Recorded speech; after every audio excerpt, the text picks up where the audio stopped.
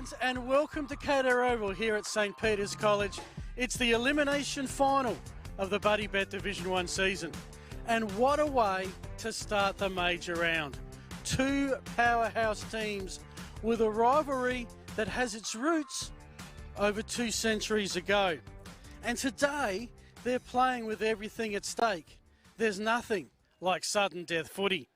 A massive match. We thank all those who helped bring it to you.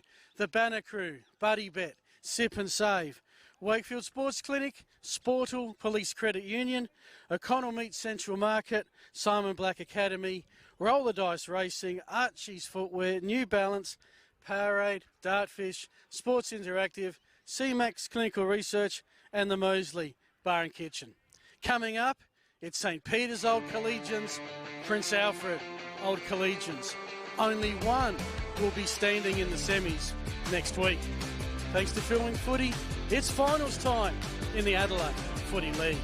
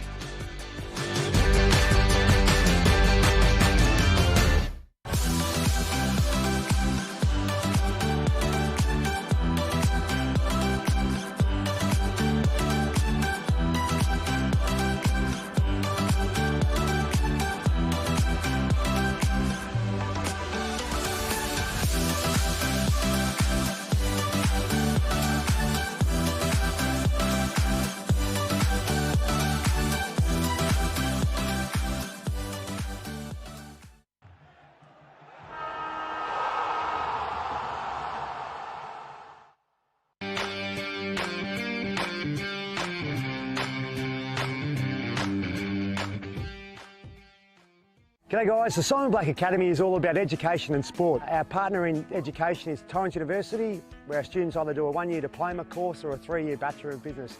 Around that we run a football and athletic program based here at Norwood Oval, and it's all about trying to develop and take our students' game to a new level. Around that also, our third pillar, besides education and football, is personal development.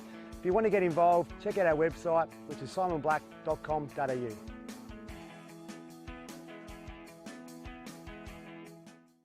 Well folks, we're down here at the Banner Crew. Our friend, supporter and sponsor of Between the Posts has joined us.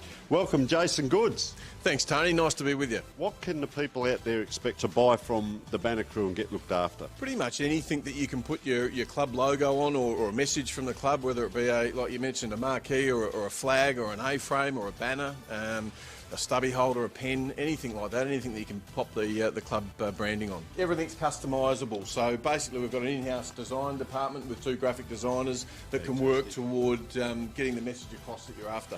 We're down here at 318 to 326 St Vincent Street, Port Adelaide.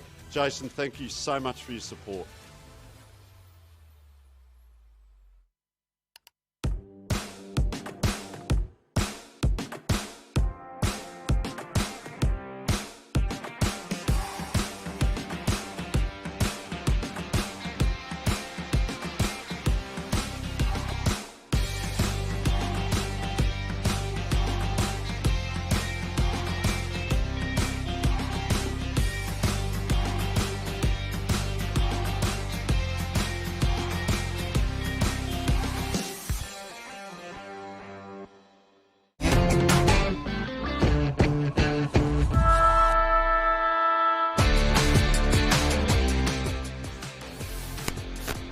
Well, g'day footy fans. Here we are live from the Sports Interactive Media Centre, the broadcast van. My name's Phil Hurden, here for some finals football today at St. Peter's College. It's a wonderful day. We've got Intercol, we've got a great rivalry, and it's a knockout final. I'm joined by Indy Rogers, the man who knows all about school footy. Wonderful mix today, the Intercol and an Adelaide Footy League final. Yeah, absolutely, and the two have coincided today, thankfully, to create what should be a cracking crowd. Several thousand of people are going to be turning up for this one, both for a multitude of different reasons, as of course the Intercol game was just completed and we believe St. Peter's came out on top of that game, but we have elimination football coming up this afternoon for the Adelaide Footy League's 4th plays 5th, so that'll be very intriguing to see where this one goes. There's no tomorrow for the loser, so please keep in touch this afternoon because it's a very pivotal result for both teams. Yeah, two teams that met in last year's preliminary final in what was a short final series, and Prince Alfred, a emphatic victory there. St. Peter's beat Princes at Princes, and then Princes beat St. Peter's at St. Peter's. So there's been a fair bit happening, and it's been part of the crazy Buddy Bet Division 1 that we've had this season. Might just look at the ladder just to give an indication of how it all panned out by the end of the minor round. And look, St. Peter's spent a lot of time in the top 3. Prince Alfred got there. They'll probably both be a little disappointed they've ended up in a knockout final. Yeah, well, as that ladder suggests, it hasn't been the highest year for percentages, that's for sure, with the top team only having 56.6 next to their name. That's Port Districts. They'll be playing the winner of that Goodwood and Glenunga game, which is also happening today. But really, St. Peter's and Prince Alfred only being separated by 0.1% really does tell a lot about where the two teams are at. Of course, they faced each other twice this year and got one win out of it each, but, well, 0.2% difference, and this game could have been played at Park 9, who knows? Could have been, indeed, and it was only because St. Peter's had a pretty comfortable big win over Payneham to see out the season, and in what most considered a surprise, Glenunga beat Prince Alfred in the game to get a double chance at Webb Oval that we streamed the week before. The rest of the ladder now spectating Tea Tree Gully in their 160th year. Well, they didn't have a winning season, they didn't have a losing season. 9-9. Sometimes you play finals, sometimes you don't. This year you don't. And then 3 teams on 7 wins. And we talk about percentages important. This year, Indy was in between, staying in Div 1 and dropping a level. Yeah, Old Iggy's beat Port District in the very last match of the season to save themselves from dropping back down to Div 2. So that means Payneham and Ross Trevor will be seeing out some Div 2 football in 2023. But Old Iggy's will be staying in the mix. And, I heard their reserves team's pretty good. So that could be a showcase of some depth to come out through next year. Yeah, could well be. And we'll know tonight who one of the teams replacing Payneham Norwood Union and Ross Trevor will be. The second semi-final in the Division 2, the winner into the grand final, Broadview and Sacred Heart. The winner of that gets a guaranteed promotion along with the other team that makes the grand final next week. So we're all set. Port District can sit back and watch the carnage. Expect a lot of them will be travelling down to Goodwood Oval. The Goodwood Saints and Glenunga starting in about 5 minutes. We're about 20 minutes away. The school game has concluded. I reckon there's a whole bunch of intercols happening today. I suspect, I'll probably be wrong, but the main intercol is going to be the senior level will be on their main oval a little bit later, because I'm still seeing people, I think, rock up for that. But we're going to focus on the Buddy Bet Division 1. Let's have a look at the home team, and that's St. Peter's Old College. I want to give you a bit of history. The college where we are, 1847.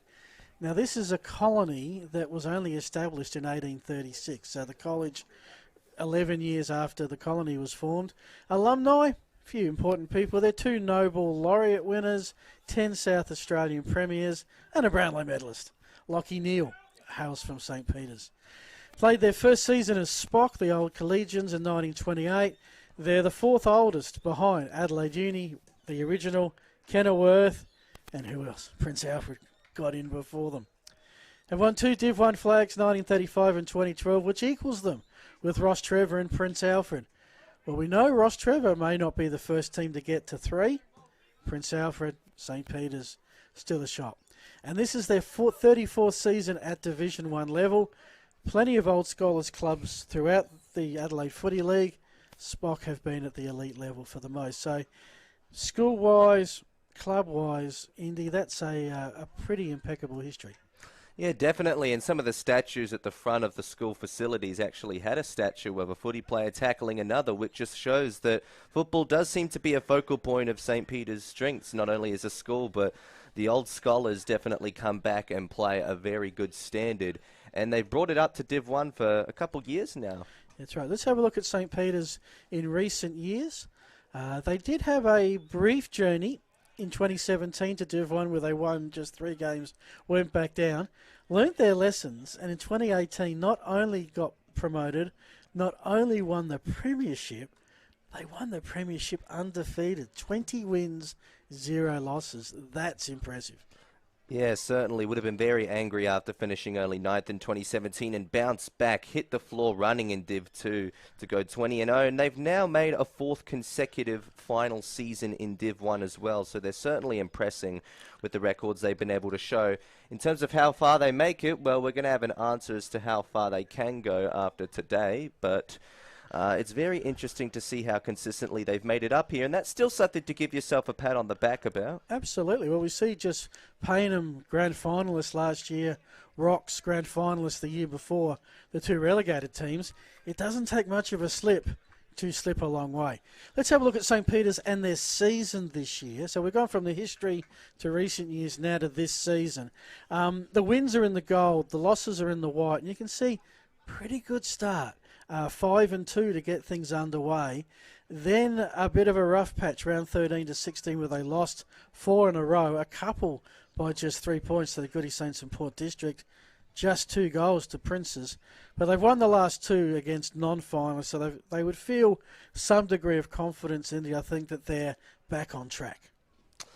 Yeah, well, the record reads that they're about 1-5 against the teams above them, so that shows that Glenunga, Port Districts and Goodwood have all been obstacles for St. Peter's this year, but sometimes you can time the best run of form for the year in the finals, and you don't actually need to beat them in regulation to stand a good chance in the finals. In fact, sometimes it's wiser not to give away your full blueprint in regulation and take that into the final series. So St. Peter's, I reckon, I'm not going to say this is a now or never season, but they've got a lot of reasons to feel confident in winning it, even from 4th position. They could very much jump from all the way up there, get a jump over whoever loses out of Goodwood and Glenunga coming out of today, and take it up to Port District as well, because they only lost by 3 points against them a couple of weeks ago. Well, Saints have beaten Glenunga, got within 3 points of both Goodwood Saints and Port District, so they'd feel that they can compete against those sides. Home ground of Fortress, probably not. 4 wins, 5 losses.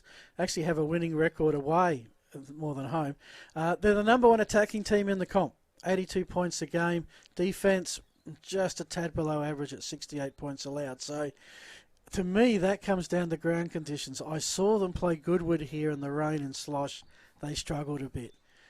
We'll get the conditions from Lambo, but I think the warmer, the drier this day is, the more comfortable St. Peter's will feel. Yeah, wet weather football is a particular challenge in July, and yeah, for the most part, August, we're only just starting to creep out of that month, creep into the end of winter, and it'll be September next weekend when we get into the second week of the finals, so hopefully that spells some improvement for the conditions consistently for the remainder of the season. But yeah, I reckon wet weather's been a bit of an obstacle for them playing their best attacking brand, and it is important to have a very stellar defense put together as well to win the ultimate prize. So I reckon they'll try and put together their best type of structure at this point, and even though it's sunny out there today, what it looks like to be right now, the cricket pitch would still be very muddy from multiple months of exposure to wet and dewy conditions, so it should still be a slippery ball to get, particularly in the middle of the ground. Alrighty, well, our intrepid, we got 2 intrepid interviewers, but our normal intrepid boundary rider, Craig Lambert, earlier spoke to St. Peter's head coach, Jeff Riddle. Welcome to St. Peter's today. We've got the elimination final. St. Peter's versus Prince Alfred in the Divi 1 not grand final, but hopefully soon. I've got Jeff Riddle here from St. Peter's A grade. How are you, Jeff? Good, Lambo. Good to see you again. Yeah, you too, mate. People know we've been talking to each other a few times this year, but no, it's been always great talking to you. This is it, mate. 18 games have gone. Finals, mate. How was training this week? Yeah, training was very good. Different vibe this week. You know, finals time, it brings out a lot of different characters, and the boys seem really switched on, and the weather's looking good. Oval's looking okay.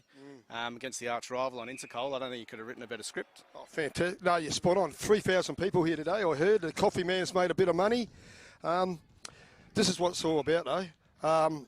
5 o'clock tonight, one team keeps training, one team gets ready for Mad Monday, I guess. So you've won one this year, women, and you've lost one. You probably learned from that. Yeah, we have. That one we lost, we probably let that slip. Could have beaten them in the last quarter. Yeah. Just didn't capitalise on our chances that day. And we have learned from it. We've watched a lot of vision this week. watched what we did well against them, watched their game last week against Glenunga, what Glenunga did well against them. So we couldn't be more prepared, and we're ready to go. Done your homework, fantastic. 3 tools today, and those 3 tools are outstanding. It's the way they combine together when the ball comes in the forward line, and I believe that what I see, if they work well together, they'll create a bit of havoc, mate. Yeah, the weather's perfect for our 3 tools, and PAC haven't encountered our 3 tools on the same day this year, so that'll be something new for them. But we're just excited to get out there, and I hate waiting. I just want to get into it. Yeah, I can see that. I can see that, mate. Just before I let you go, on ballers and I guess centre clearances, how crucial are they? Yeah, really crucial. We've analysed their midfield. We've looked at our midfield. We've got some things to try and counteract that. And it's a territory game. Division 1 footies are out, getting the ball going forward, and we think we've got the goods to do that against their midfield. I think we bat a bit deeper than them, so that's probably going to be the key. Is about consistency and just getting more numbers in there and running the game out. No worries. Hey, Jeff from Adelaide Footy League and Dartfish, we appreciate everything this year so far. Love to have a chat to you after the game, mate, and have a beer, and all the best today. And thanks for your time again. We really appreciate it, mate. No worries. Thank you again for coming out. Cheers. And yes, we thank Jeff Riddle for his time. It's a pretty big day for everybody today. Prince Alfred Old Collegians, the defending champs as a college, established in 1869, so a bit later than St. Peter's, 153 years ago. The actual Prince Alfred Old Collegians in 1926, third oldest club in the league behind Adelaide University and Kenilworth. You don't need to think more about the rivalry between Prince Alfred and St. Peter's than when when St. Peter's entered, Prince Alfred asked to be demoted so that they could play St. Peter's in Division 2.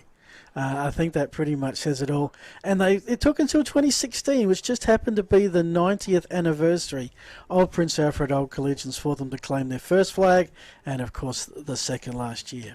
So, again, a storied history. That story about 1928 demote just gets me every time.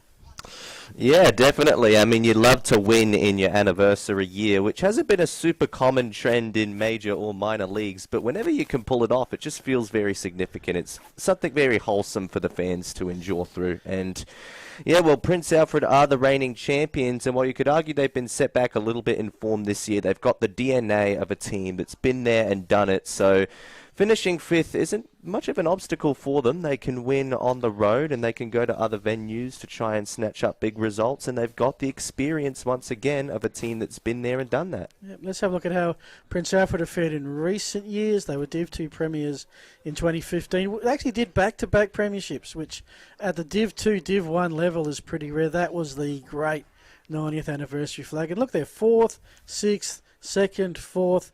Premiers again, 17-2 season last year. And then this year the thing. But they have been, even the year they missed finals was a 9-1. They haven't had a losing season since coming up to Div 1. Yeah, definitely. So I think finishing 5th was more reflective of the fact that they struggled at a suitable time of the season. Yeah. I think they were about 5 and 6 midway through the year, and it definitely looked like they were down from their best. But as a team with experience, they matured themselves through the second half of the year, and they utilised that to make sure that they could get through it comfortably. And again, that's what experience does. Once you've been there and done that, you realise that the ceiling isn't actually very resistant, and you can break through it any time you feel like. So Prince Alfred have done a superb job to finish consistently in the finals since coming up with that miraculous win on their 90th anniversary back in 2016, and you'd still expect, regardless of what happens this season, that we'd probably be seeing them come up again in years to come. Yeah, they are probably the trendsetters, although I'm sure Goodwood, Glenunga, Port Districts have got something to say about that, as St. Peter's will today. Let's look at the Prince Alfred season, as Indy, as you've alluded to. Not the greatest start. 3-5 was their start, and they were at one point in the relegation zone, and I made a bold prediction in our midway show that they would play finals, and then they never looked back from that point, winning 6 of 7, I think, and their only loss was when we broadcast to the minor premiers by just 3 points. Their 5-game win streak last week, though, broken by Glenunga by 18 points. Again, not the greatest record on the road, 4-5. And opposite to St. Peter's, their attack ranked 6th, round average, bit below, but it's their defence, ranked second, just to Port District, that's proven a key point this year. So a tale of two seasons for Prince Alfred, and there they are. They have taken the field. Who are some of the players that you're looking forward to seeing today? Well, Jolly was the best player in both of those matches that they played against St. Peter's throughout the year, and he's such a versatile player that can really pitch in anywhere. I've seen him play off of a half-back flank before, but he's got a deadly boot and can kick a couple goals and can start on ball when he really needs to sponge in the tackling pressure. So he can do it all really, Jolly, so he's one to look out for. Yeah, that is not the St. Peter's A-grade side. That is a further minor grade that was playing on one of the other ovals. They're providing the stairway of honour, I think, for the mascots, of which there are three. And here they come. The St. Peter's Old Collisions on their home ground.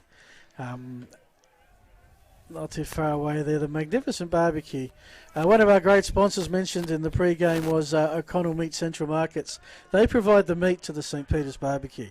And their gourmet burger is the go-to food item whenever you're here at Cater Oval. St. Peter's, a couple of players you're looking for here, an X factor as they come out? Yeah, well, again, the home crowd will hopefully be able to get them excited up a little bit, and X factor is something which we've seen from both of these teams throughout the years, again, finishing consistently in finals. You need a pretty good skill set collectively across the team to be able to achieve that, and as they run out to the far side, I'm definitely looking at Prince Alfred's routines on the near forward 50. Well, the teams are out, that's a good thing, but before they ran out, you took over Lambo's job momentarily and interviewed one of the Prince Alfred assistant coaches. Well, we're only moments away from the elimination final at St. Peter's here, and joined by someone who might be feeling either excited or nervous or both right now, Prince Alfred assistant coach Adam Silvey. Welcome. Thank you. Thanks for having me.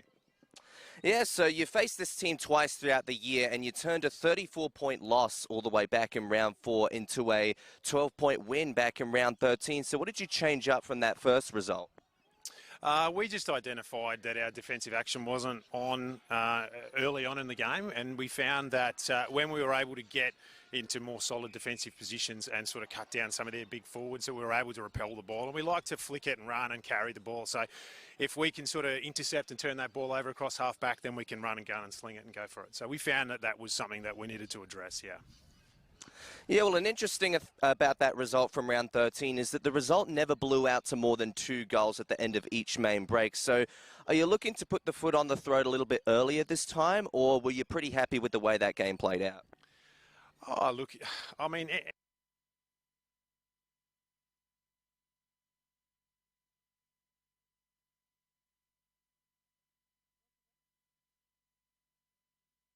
Sylvie for the interview there.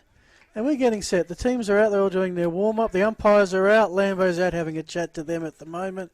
We will go to our intrepid boundary rider, Craig Lambert, very shortly. We're 5 minutes away from the scheduled first bounce. A later start. Everyone knows that every game, A grade, starts religiously at 2:15. Well, this one, for reasons I'm not totally sure, Indy, is going to start at 2:30. So the one advantage that brings into it is that we're going to know other results by the time it's done, which will be handy to share with everybody. Yeah, definitely. Well, it might even be midway through the 4th term, and depending on how the game plays out, the coaches might be looking at their phones and thinking, all right, is it Goodwood or Glenunga next week? And then we can inform the players early and then maybe readjust the structure depending on the stakes of the game at the time. Well, both would be hoping to have such a luxury. Of course, if you're on the losing side, you really don't care about any results. You'll just start making some hotel bookings for the next few days.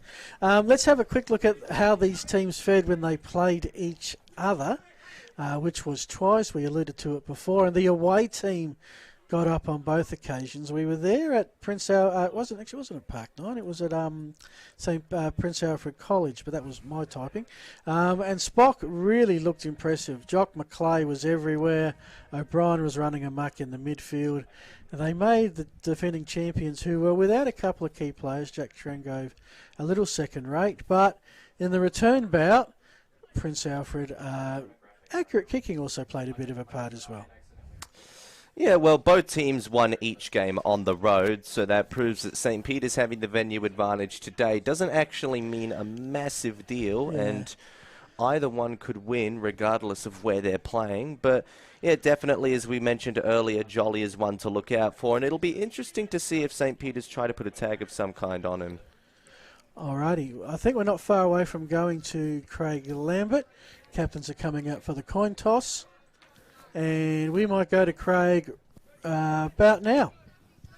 Phil and Indy, what a great game we got today, the first elimination final. The Oval's in pretty good nick, just in the middle, boys, is mud, but otherwise the sun's out.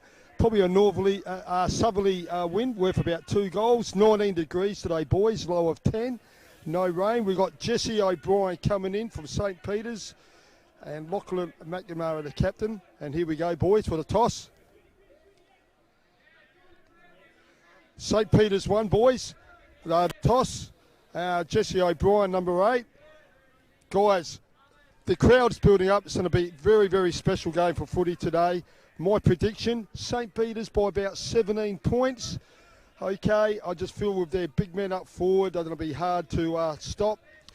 Well done, Indy, coming on board today. And why Jacko's having fun in Bali. Have a great call with Phil.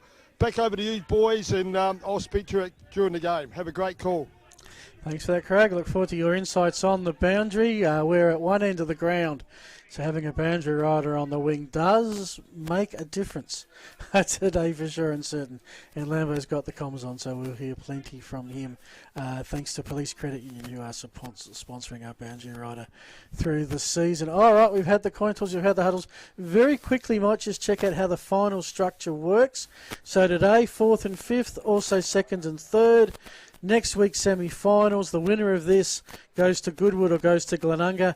Whether they physically go there or other grounds remains, we'll find out with the conditions. Port District come into play. We'll play the winner of Goodwood Saints and Glenunga. Then the September the 10th prelim final, grand final, both at Norwood Oval. Have you called footy at Norwood Oval yet, Indy? No, I don't think I have, Phil, so I'm definitely looking forward to going to that venue. In fact, I don't get out to many sample venues in my time, so I went to North Adelaide to do an intercom match with Tony Neal a couple of days ago on Thursday between Blackfriars and Christian Brothers, and that was very exciting. So, yeah, definitely getting a bit more of a taste of some of the sample venues going around. Yeah, Norwood Oval, from a commentator's viewpoint, is magnificent. You're close to the ground. You're right on top of the action. It's a wonderful place, and that's going to be our site for the Buddy Bet Division 1 Grand Finals. Of course, plenty else happening around the Adelaide Footy League. We will discuss that when this game allows, because that's our focus. 2 rivals with plenty to play for. Indy, very quickly, a tip. A tip? I think St. Peter's is the home team, and with a 4th consecutive season on the line, I reckon they're going to try and follow that now-never mindset and get through today. Maybe not relatively simply. It won't be an easy task, but I think St. Peter's. All right, well, Lambo's gone Saints, you've gone Saints, I'll go Princes. Indy, the call is yours.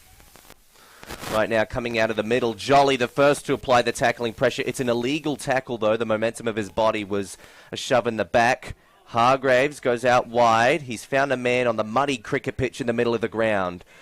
St. Peter's looking to advance. O'Brien kicking further, getting it into the forward 50. A man being held, legally so according to the umpire. Coming out of the chaos, Sutcliffe takes a snap at it and gets the opening goal of the game. How about that, Phil? That's pretty spec, and of course it's a final. Everyone's a little bit extra on edge, and the first one to settle means a lot.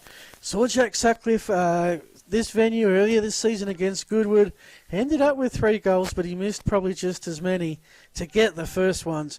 Going to give him and Spock a great deal of confidence. Yeah, perfect start to the game for St. Peter's coming out of that centre clearance, which proves that the on-ball battle will be a big one to keep an eye out on. Alrighty, so we're back in the middle. So, yeah, the first clearance to Saints, courtesy of Jolly getting a little bit too excited. Spills out. Saints will get this clearance through Hargraves again. Perryman, who was best for Princes in both games, had best position for the ball, but it bounced away from him. Some quick hands at ground level by Pope. Sutcliffe soggers it forward again. Hand pass looking for Allen. He loses possession of the ball. Princes keep their feet for long enough to get the clearance, only as far as McGill on the cricket pitch. Somehow gets it forward. It's just Saints' side of the centre circle at the moment. Weight of numbers favours Princes. Larson now on to Buckham.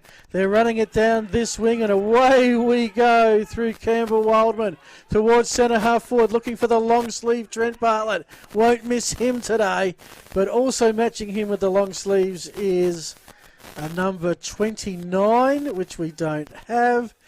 Love that. Someone's done a late jumper swap. We'll have to check that out with Lambo shortly. But Saints ball. I'll follow that up, Phil. Thank you, Lambo.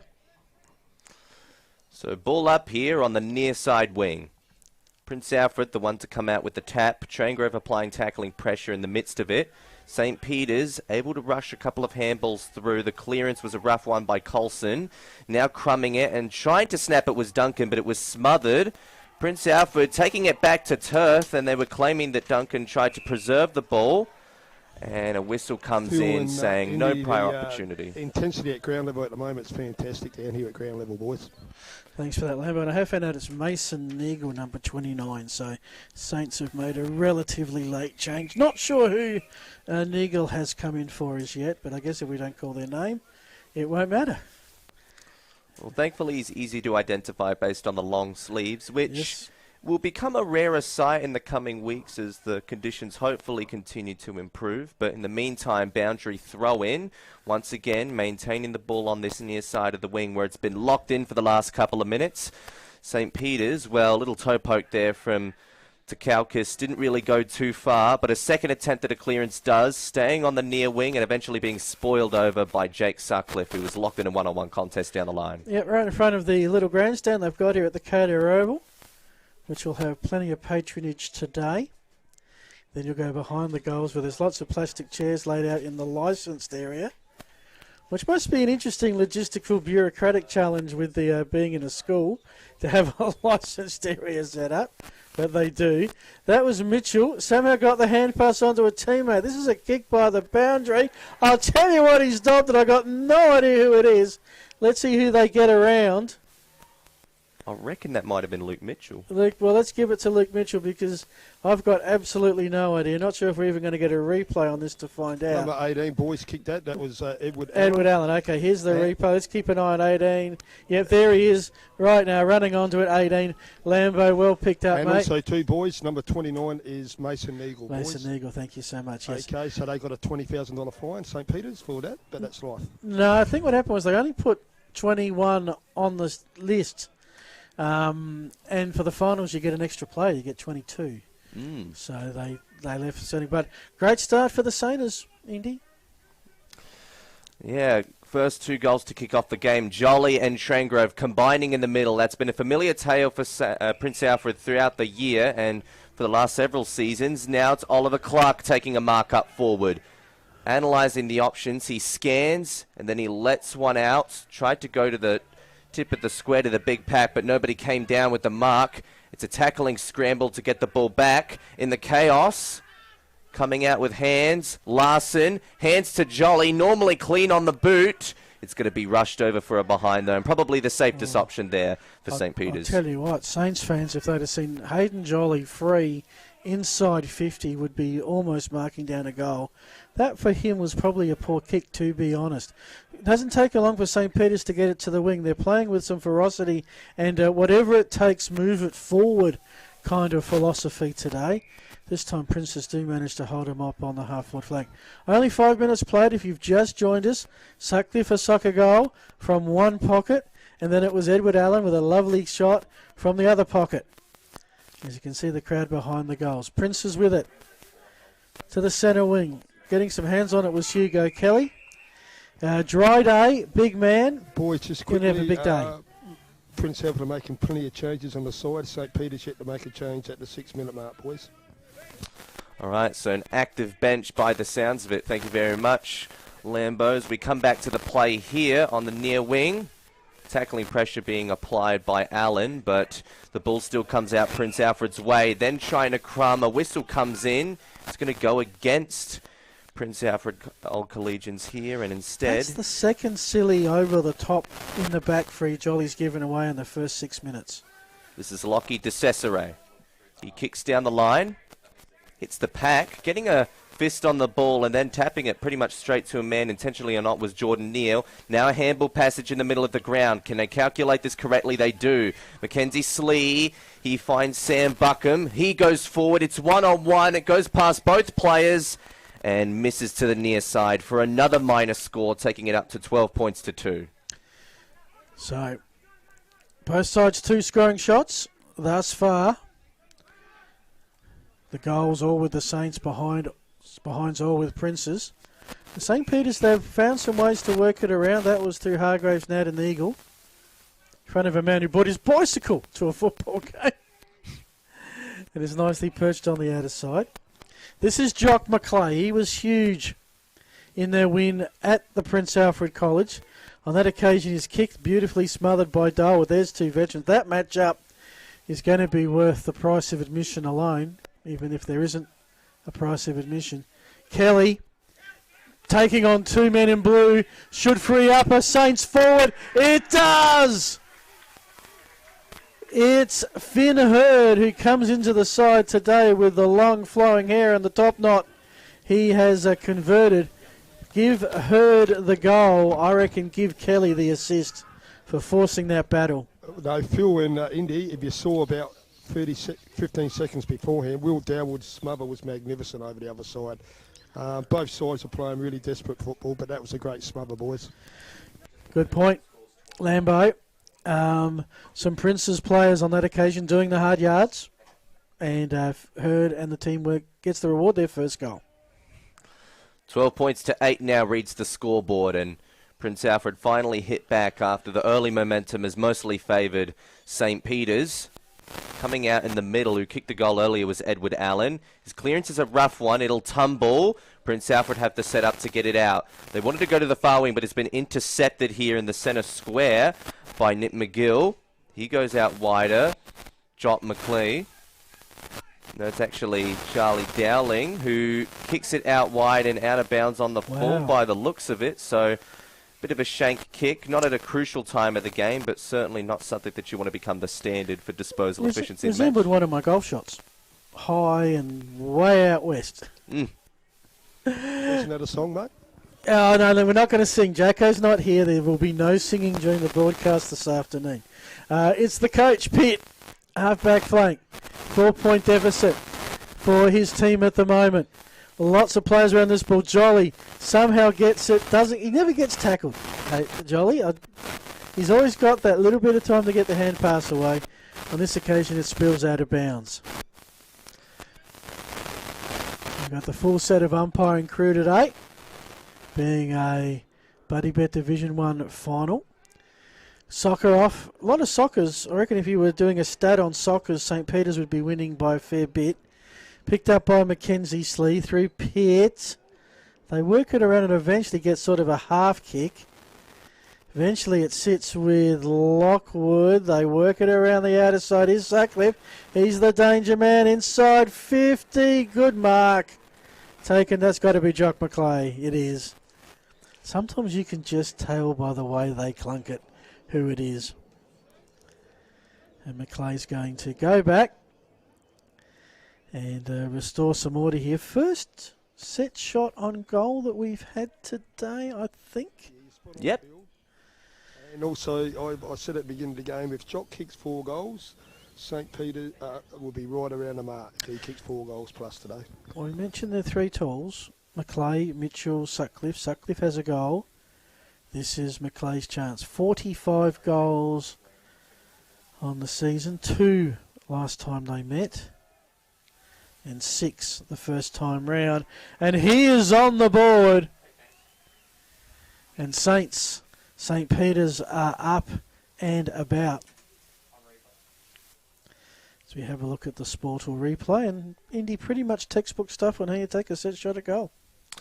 Yeah, well, sometimes the less exciting goals can be the more important, and that was a bit of a nerve settler as Prince Alfred were biting back a little bit, but yeah, as Lambo stated, if Jock has a big game, then so should the Saints. We take it back to the middle now as the umpire returns the ball to centre, And just getting a shot there at the Prince Alfred bench. There'd be not too many headaches right now, but some chin strokes, that's for sure, over what to do next. Well, I think it's probably a case of Indy at the moment that everybody is aware that both teams are up for the fight. Let it continue. A whistle comes in early here, which means an illegal tackle, which was live by Mitchell Thiele. So instead, Nick McGill will settle with the ball. Looked like he wanted to step over the mark, but instead just chips just the required length kick over to a teammate in Michael Pop. No pun intended, he pops it into the forward 50. Looked at the left pocket, but coming in with the spoil first was Sumner. Now the crumb, though. Edward Allen, is he going to take a shot at a second goal? Well, it's going to miss to the near side off the left. I think it's Edward Pope, but that's okay. And it blew your joke up too, so I'm so sorry. Sportal, we thank them for their support this year. Is a quick kick in by Princes, finds Trengo. We've had a couple of touches. They try and keep it to that boundary line playing the percentages. And they're just working around kick by kick at the moment. Kelly goes up, takes the grab over a mystery 33. Oh, and a bit of a fake.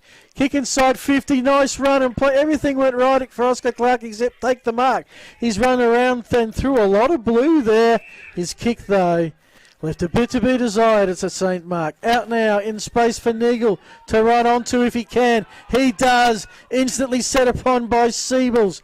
Neild has it. He's got some quick hands. They move it around now. Kick inside 50 looking for Kelly. Looks to be their target today. In the end, Saints with the pass. So that's going to head. Take a right-hand bounce. It is out of bounds. Lambo? Centre clearances. I reckon St. Peter's have won every clearance from the centre today.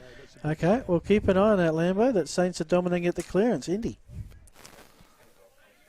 Ball thrown in from the boundary. Trying to come out with the first tap. In fact, clearing it after getting the tap was Jordan Lockwood. The kick didn't go particularly far. So Prince Alfred will try and set up from behind instead. Sumner found a man, but he was locked up instantly. St. Peter's pressure has been really good, but equally so Prince Alfred to come through with a few unique tackles of their own. And now, pretty much in the dead set of the ground, we get another stoppage.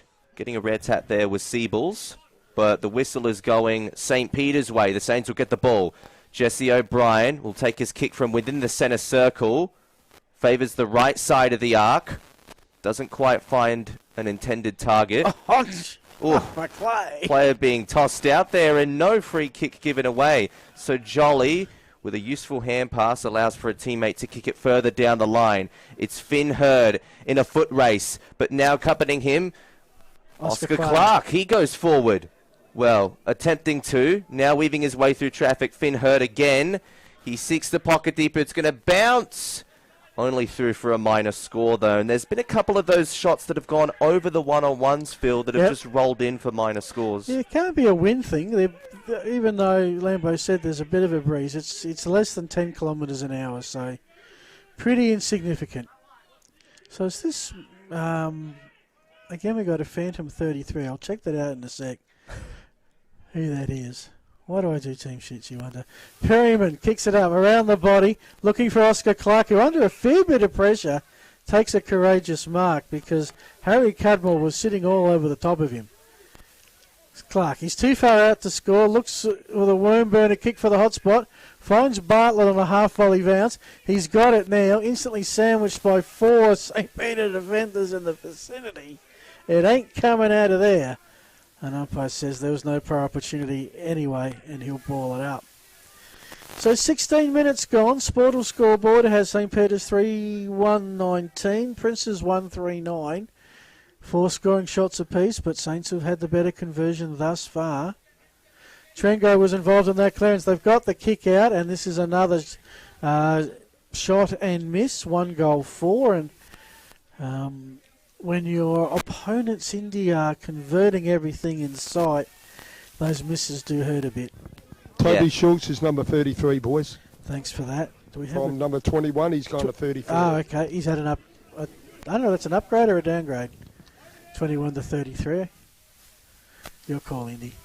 Well, the man that we just spoke of, Toby Schultz, was the one kicking it in. He went with a long ball coming out. Now Jesse O'Brien handed out to a man on the side. It was Dowling. He just got the ball off in time, but pressure forced on the handball. Prince Alfred trying to salvage the ball back now. It comes into the middle of the ground, just centimetres away from that muddy cricket pitch in the middle there. So I went for a wander around the oval for exercise. Well, actually to get the gourmet hamburger, but I did walk either end. You definitely, if you're bringing the ball from one end to the other, the outer side, much more grass, much less mud. Keep that in mind, and the players will certainly want to try and avoid it as much as they can. And in the meantime, it's come back into the forward 50 for Prince Alfred. Mitch Larson tried to keep the eyes peeled, but Toby Schultz takes the mark back. Hands off to the run of McGill. He finds an empty man on the near wing. Coulson. They go further here, advancing territory. One-on-one in the forward line. It looked like Dowwood wasn't able to get back in time, and who else but Jock McLeod to take another forward 50 mark. Would it be too far out for him, or would it be a testament to his accuracy? Because the angle is acute, to say the Distance, least. boys, won't be a problem from here. If he goes hard, left goal post, the winner bring it back. This is right in Jock's wheelhouse. Already got the one. No, he hasn't actually. He missed that one, didn't he? So no, he did. He's got the goal. Yep, this is for goal number 2 for Jock McLeod. He'll kick just within the arc. Okay, so it's just under the 50, about 45. It's made the journey. The teammates love the accuracy. Thank you very much, Lambo. You predicted the accuracy of that perfectly. You've certainly kept an eye on Jock for a long time. Well, he's kicked 47 goals. Hopefully we've seen a few through the course of the year. And, yeah, he's on song. What did you say, Lambo? Was that 4 and Saints will win? Because he's already got 2. Exactly right, mate. 4 and the Saints will win. Any more than 5, Phil, they'll win comfortably, I think. Jeff Riddle on screen, pondering those questions that Lambo asked pre-game. I think he's got some other things on his mind now. We're back in the ruck, Neiled with the tap. Saints trying to get the clearance, and Lambo's right. Thus far, every clearance to St. Peter's. That was Dowling with a high kick. Not much of a clearance, but they almost got a chance now, but dropped in the mud pit. Now the players are descending. And in the end, the kick from Coulson straight down the throat of a Maroon opponent. Bartlett for the lead. Schultz tries to get a foot to it. Neither succeeds. Now a soccer forward to the man. Bartlett again, one-on-one contest. He was taken without the ball umpire. It doesn't matter because Lockie McNamara knows the ball's going to be near Bartlett.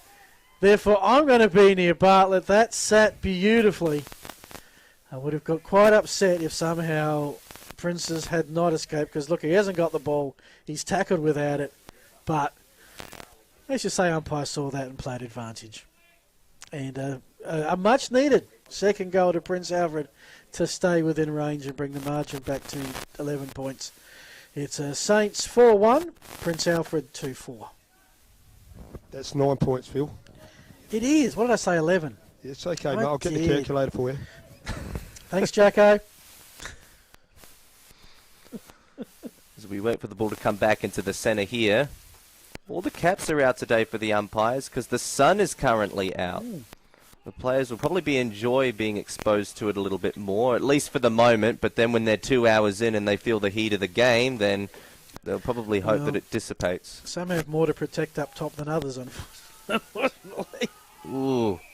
Trying to soak in the tackling pressure there deliberately was James Duncan, so he's actually going to get a free kick paid against him. It'll come to Jordan Neal. Hands out to McNamara. Out to the pocket. Good spoiling effort there from Johnny Reid, and it's just going to be seen over the boundary line. Been an entertaining game so far. 2 pretty evenly matched sides, both playing attacking football. Always like to see goals, as we see the Prince's bench, of course, as mentioned. Minor round, 21 players. Finals goes up to 22. From the tap, Saints again a clearance, and it should be a free to Duncan. I'm assuming the umpire was unsighted on that one. And it's Neiled. Thought he had a free, then he didn't have a free. Kicks to the goal square. Johnny Reid standing strong at full back. Kicks it towards Lambo, or actually to Bradley Coulson. He's 50 out from defence. Comes back inboard to Harry Cudmore, one of the veterans of the Saints. Didn't like that one. Goes a little bit further right. Spots up James Moriarty. He spots up Edward Allen, and the Saints, Indy, look pretty happy to just keep some possession for the moment. Well, we're over the 20-minute mark, so it's into the time-on territory of the first quarter, and that means just letting it settle a little bit. You've got the lead. You don't want to blow it, but long kick down the line has led to Prince Alfred getting back possession, at least only as far as the kick that came off of Sam Buckham's boot. Another kick comes out. This is a high one. It's going to be a difficult one to mark, so it won't be. Instead, Johnny Reid's going to come in for the big spoil. Jolly handballing inwards, keeping the ball alive, getting it back from the 1-2, and then kicking it inside the forward 50. No mark for Oscar Clark. He wasn't able to get clean hands to it. A big tackle there from Hargraves. Not infringed. It was legal according to the umpire, and that's just gone 15 metres, I reckon, to be paid the mark to Mitch Larson. And Toby Schultz is incessant that was touched. I think he's right, though, and from the Hayden Jolly's point of view, boys, terrific play on the boundary line. Great lead up. Yeah, you saw a fair bit of skill there in that lead up play. Now can they convert and really make this within a goal towards quarter time? So Mitch Larson steps in. This will put a lot of pressure on the St. Peter's going into quarter time. There's not much time left, but plenty of time for a big moment for Mitch Larson and Prince Alfred as they close the margin back to 3 points. Just going to have a look and see if we've got a score from the other game. Of course, it's a semi-final in most of the Adelaide Footy League today, but finals week 1 here. And, yep, no live score as yet coming from Goody Saints in Glenunga. The one day when you'd really, really like to have some live scores happening. Maybe it'll come good later in the day. But here, 25-22, high scoring, evenly matched first term. Rucks go to it, give that one to Tukakis. We're still in the middle. So I reckon what they've done is they've done 2 centre circles on either side of the mud pit, and they're rotating which one they ball it up on. Schultz now can't complain about this. He has the ball in his hands. He's got the one glove. Directing traffic. Oh, he's done the dummy.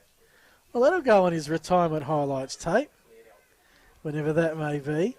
Finds Jock McClay too far out to score, I think. Looking for Mitchell. Front and square. Tackle made. Umpire says play on. Is Sutcliffe battling with Sumner? Sumner and Singleton win. It's a throw in right in front of the classrooms there, Indian. One day I'll actually go and have a look through the window and see what they actually do teach there. Well, on the bright side for anyone who gets detention in that building is that they'd have a decent view of the game. I could just see that. Detention, we've got to sit there at lunchtime in detention with everybody else play around.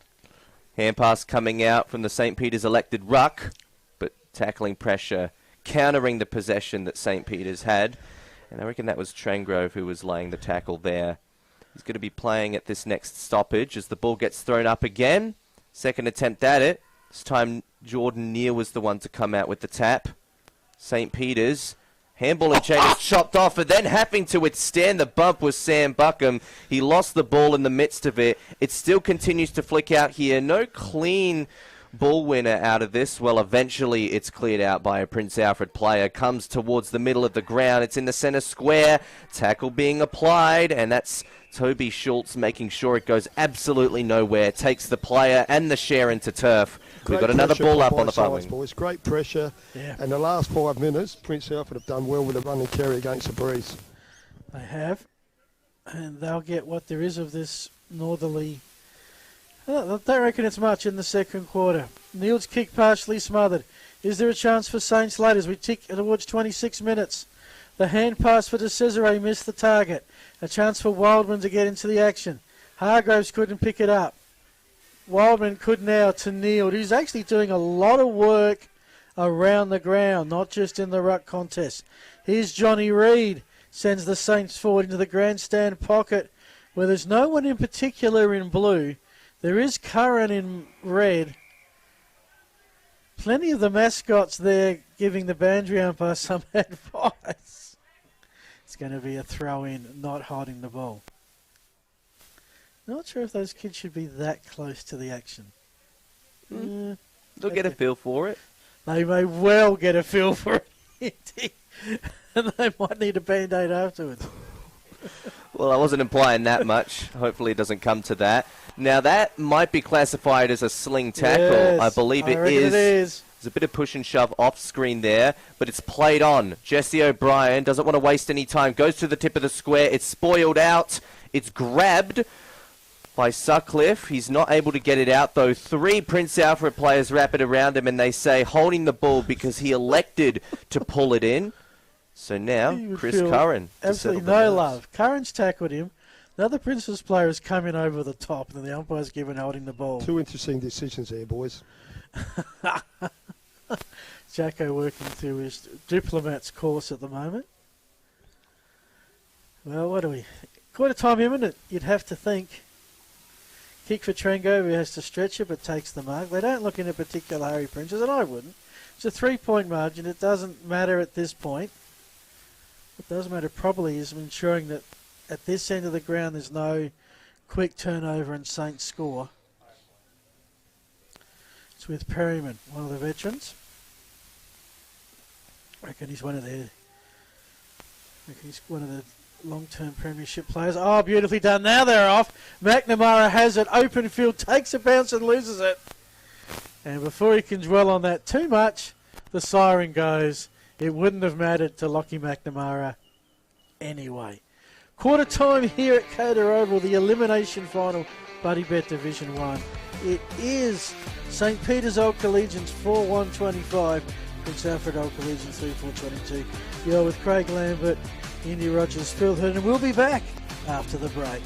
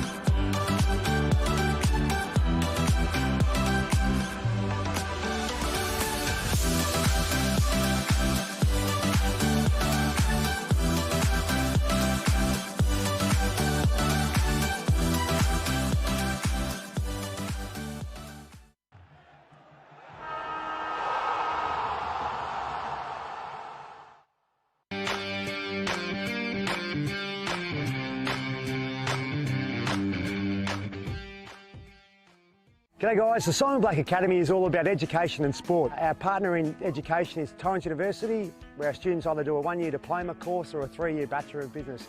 Around that we run a football and athletic program based here at Norwood Oval, and it's all about trying to develop and take our students' game to a new level. Around that also, our third pillar, besides education and football, is personal development. If you want to get involved, check out our website, which is simonblack.com.au.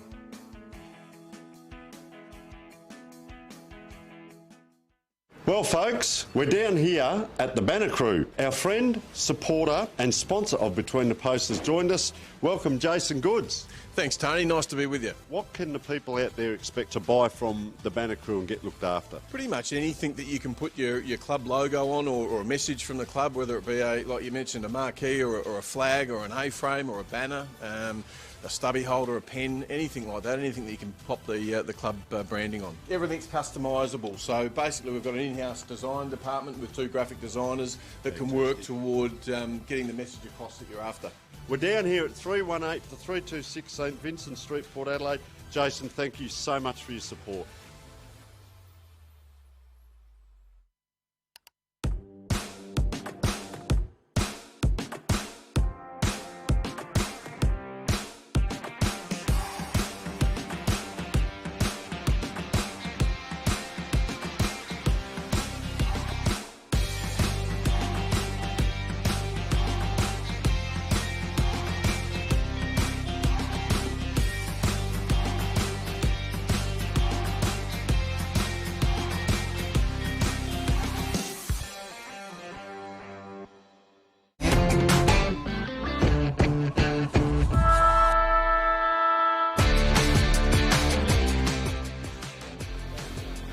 boys, what a fantastic first quarter. St. Peter's got out the box, first 42 seconds and kicked a goal. They've kicked 4 goals, 1-25 to Prince Alfred, 3 goals, 4-22. The breeze is completely still in Indy.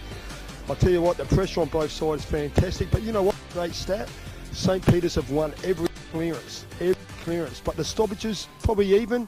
Intensity at ground level is superb. The crowd's building up.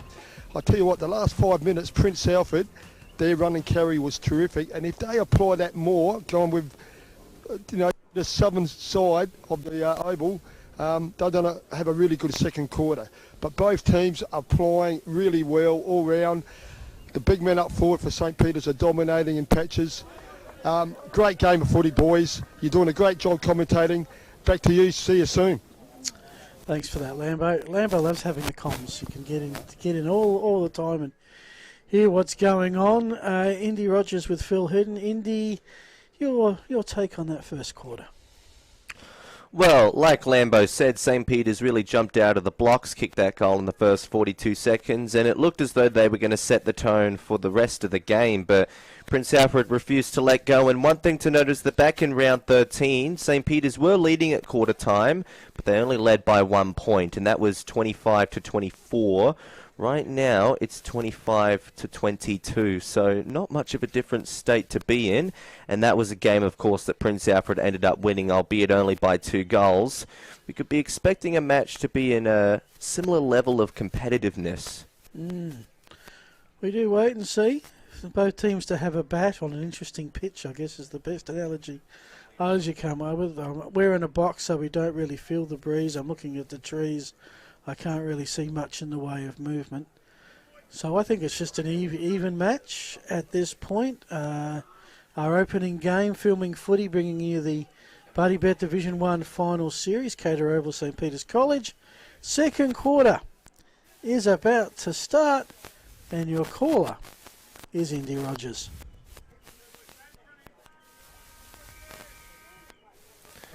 (25-22) St. Peter's lead, but not comfortably. Game's still in a very 50-50 state. Coming out of this first opening clearance of the second term is Jesse O'Brien with the kick. It's intercepted in the defence by Mackenzie Slee. He slows up. He's not in a hurry to dish it off.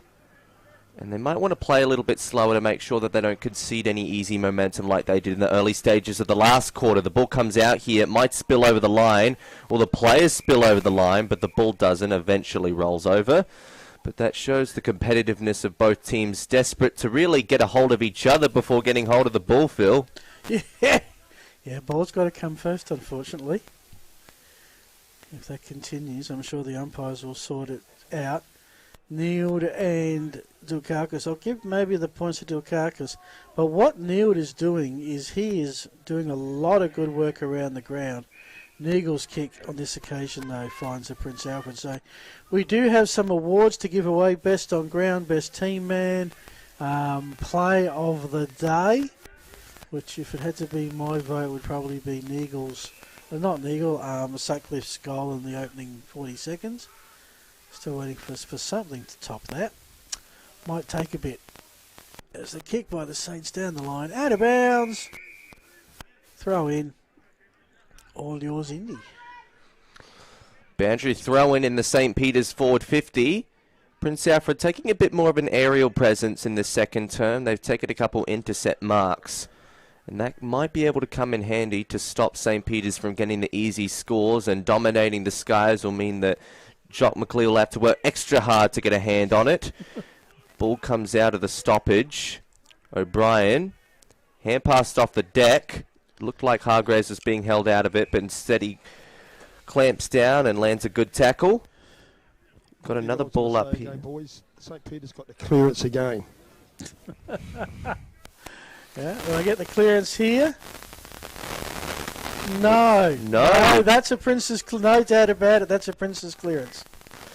They come out with the clearance, and that was off of the boot of Craig Pitt, and it hits a target as well. So it's an effective clearance. Now, difficult to get a look at who exactly this is, but looks to be Oliver Clark. He takes a long run up for that kick, and the kick is equally as long as a result. Goes into the arc, but no mark coming out. St. Peter's players lingering around. They get some handball composition together, and they kick out wider to the near wing. They found a target who was leading out. It's Jake Sutcliffe. Snaps around the body, but it's out of bounds on the full. In fact, the St. Peter's player knocked over a deck chair in the process of it. Just hope there wasn't a drink in that deck chair. I don't think there was anybody on there, but it was a good tackle to the chair. Yeah. Indeed. And they bring it down, the Princes. They find Pitt. He's happy to slow it down. Princes, we've seen time to time Princes. I reckon Saints have had a bit more urgency about their play, just push it forward at all costs. Princes have tried to be a little bit more strategic and tactical. Buckham picks it up in the pocket, goes really deep in the pocket. Nothing but blue there. And they will look to rebound as they have it with Coulson in the defensive goal square. Playing it safe here in their own defensive forward 50. The Saints come out. That's not a safe kick, though. It's been cut off and now launched back into the inside 50 for Prince Alfred. They're not going to stop there. They're going to keep chipping it off. Eventually it lands with Jack Trangrove, and he'll take the set shot, you'd reckon. He won't miss, boys. The stand is fantastic still at ground level, boys, and the intensity. And what I meant clearance. Centre clearance. Centre clearance. Sorry, boys. That's okay. I'm a bit nervous. Finals pressure gets everybody. And right now, will it get Jake Trangrove? No, it won't, because he'll okay. He wants to stay in the team. I hope there's not another pass here. Okay. So he gave it to the captain. He gave it to the coach there. Gave it to the coach. But you see, Phil, how he's, as a coach, he's coming back with his into play. I just don't get that with players this day and age. For this particular scenario, Lambo, I would agree with it because, okay, we've bettered the angle and the distance as best we can. Now just take the shot. One more little pass, and to me, they're just playing around with it. Pity. Comes in, and after all that, just the 1 point reward, a chance to take the lead goes begging. Will that be a moment that Princes regret later on? All of that passing and only for the 1- score. Toby Schultz kicks it in and finds a target. Once again, they're happy to go a bit slower here, but getting it coast to coast, you're not going to be able to do it with this conservative type of brand. You'll have to go faster, and you have to take your marks as well. Takaukis dropped it. Now it's going to go back into the forward 50 for Prince Alfred. Thankfully, Johnny Reid tries to clean up the mess at the very least by giving them a moment to catch the breath and leads to a stoppage.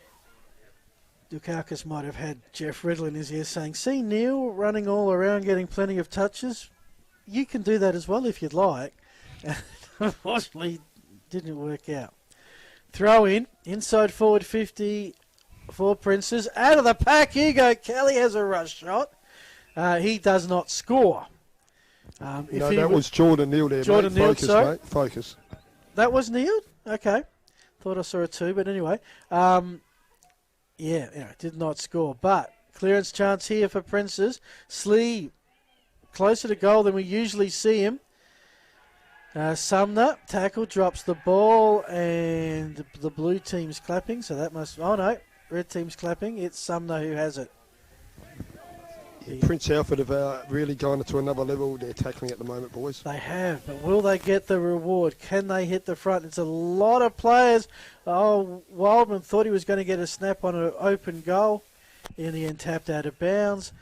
Big crowd on the hill. Yeah, I've counted them field. It's 2,222 people. And they're not even watching the Intercol game, the Oval next door. Amazing. Anyway, throw in. Lots of people on the hill, lots of people inside forward 50. Comes in. Can they score off of a stoppage this time? They can. A minor score. Baby steps of improvement. And I think that might have been Tommy Bartlett, mate. Bartlett. Thank you very much for that, Lambo. Clarifies who kicked the minor score, and as a result, the margin currently sits at 25-24 is what the scoreboard reads, but it probably would be a Prince Alfred lead with some slightly straighter kicking. A better transition period from St. Peter's in the meantime, though. Chop McLeay, as the crowd goes up and makes some noise for him, and there's a mark inside the forward 50. That's perfect coast-to-coast transition, and it's led to a set shot. Luke Mitchell was way too open for way too long, and that's why you could hear hopefully in the effects mic, one of the Saints fans was yelling, kick it to him before he wasn't so open.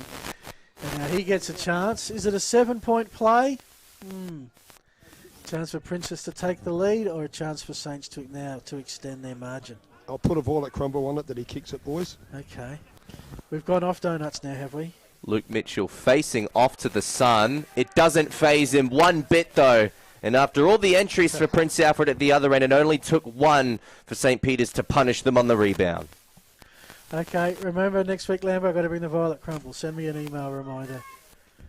Unless I manage to get it back in double or nothing through the rest of this contest. Oh, there's plenty of time yet, boys. It's just a really good standard of footy down here. Yeah, and just a good transition, some long kicks, open players, and convert the opportunity. At the moment, that, looking at 5-1, 3-6, there's your difference.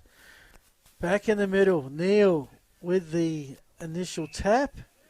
Who will get the clearance? No one. I don't know, but after 8 minutes, boys, there's only been one goal kick from down here. Yeah, from up here too, I reckon. Neil tries to get that elusive first Prince's clearance. It may not happen. Saints now with a chance. Going down hard was, I reckon that might be Harry Cudmore at the bottom of all of that. And it's going to be Prince's friend. Jack Tremgrove is going to get that centre clearance. There you go, Lambo. It's finally been broken.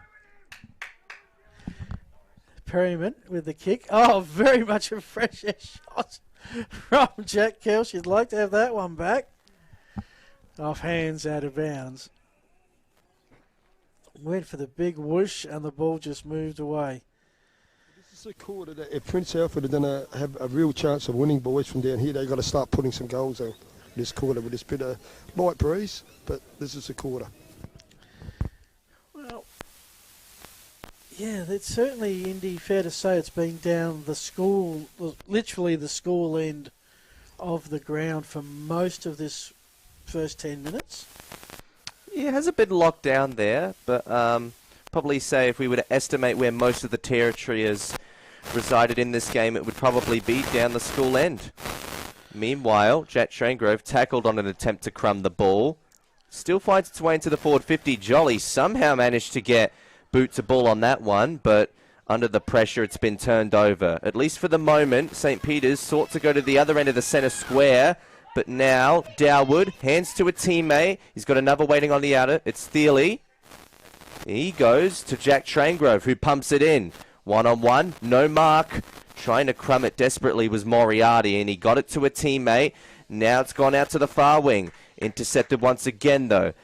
This time, Campbell Wildman kicks in on the right and went to a safe and productive option in Buckham.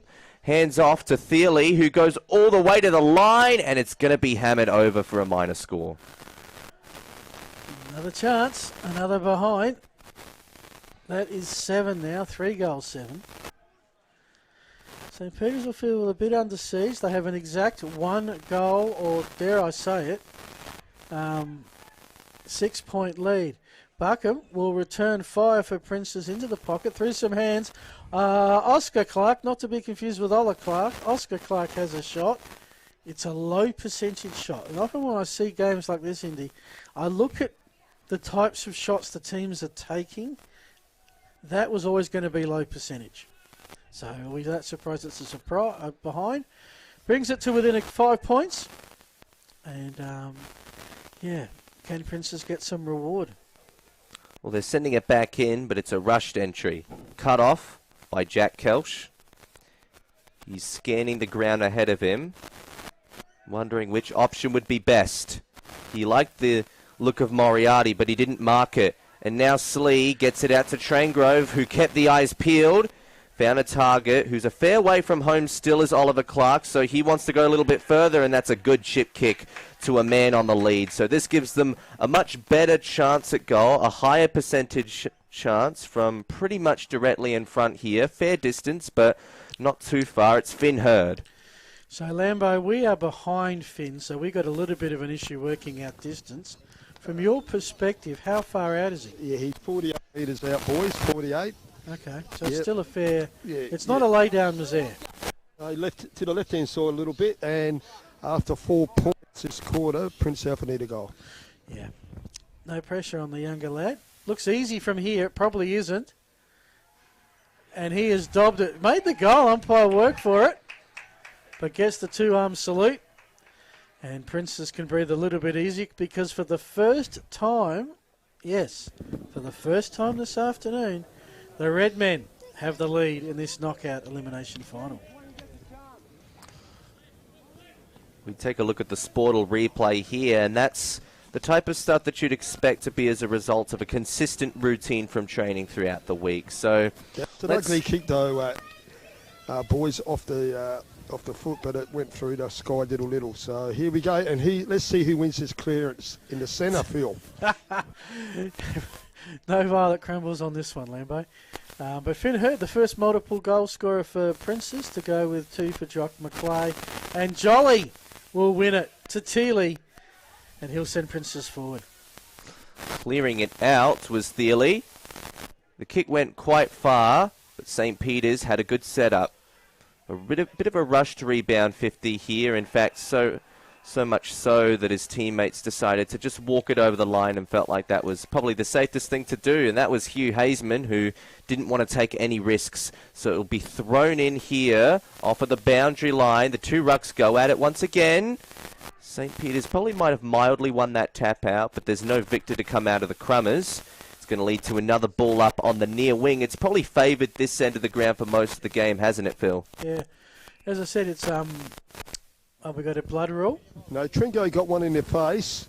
I think it was actually he might just come off and just get it checked out. So that's what I see from here, boys. Oof. Yeah, not. Yeah, he just needs his nose wiped a little bit. Yeah, he'll be okay. Yeah, a little bit of blood, he'll be okay. A lot of lines to go there. I don't think any of them are appropriate. I've got even an assistant coach said he'd want to know if Lambo had a hanky. Well, mate, you get involved in every possible way you can. Giving a team on a blood rule a hanky would be something different, but very much in your wheelhouse, I reckon. As St. Peter's get the clearance towards this boundary line, tapped over. I'm really impressed, Indy, by the size of this crowd. Every camera shot we're getting is showing the numbers 2-3 deep on what's turned out to be a glorious blue sky day. Yeah, and I reckon there's a couple of St. Peter's fans on the other side of our door. Yes. You definitely hear them. Making a racket. Speaking of which, on cue, they win the stoppage. They get it into the forward 50, but it's intercepted. In fact, I reckon those people on the other side of the door might be PAC. I think they're PAC fans based on that. Teely fans in particular. Tommy Sumner went left, didn't like that, eventually goes right. The pack waits towards the back. Running onto it well was Hugh Hazeman. To the hot spot, lot of red. There's the blue, set upon straight away. Yeah, the first one was a bit high. Very quick, this will be McGill. That's not McGill. Cudmore, maybe. And just Harry, like that. So that's a McClay looking for Mitchell, surrounded by 3-4 Prince Alfred defenders to Teely. And Princess should be able to clear here, Indy, with ease. Well, it's an easy task, but do they have the right executors for it?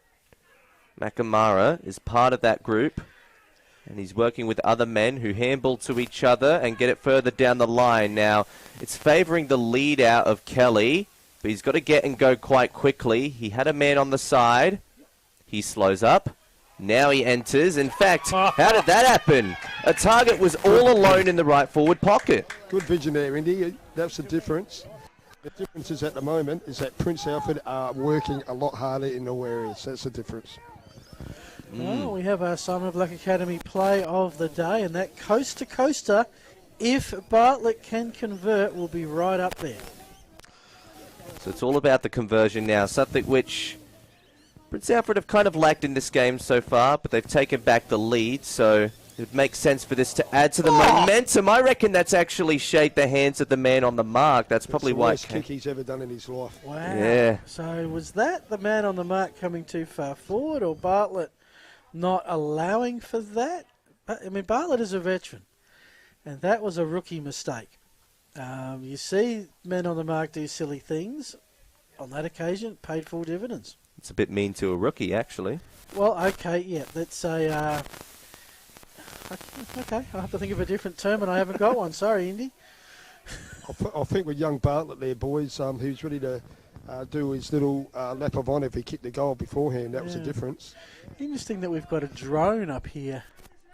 That's not part of the filming footy group. We haven't bought a drone for the afternoon, have we, Mr. Producer? No, I haven't seen drones used for filming since baseball. Since the baseball, yes, indeed.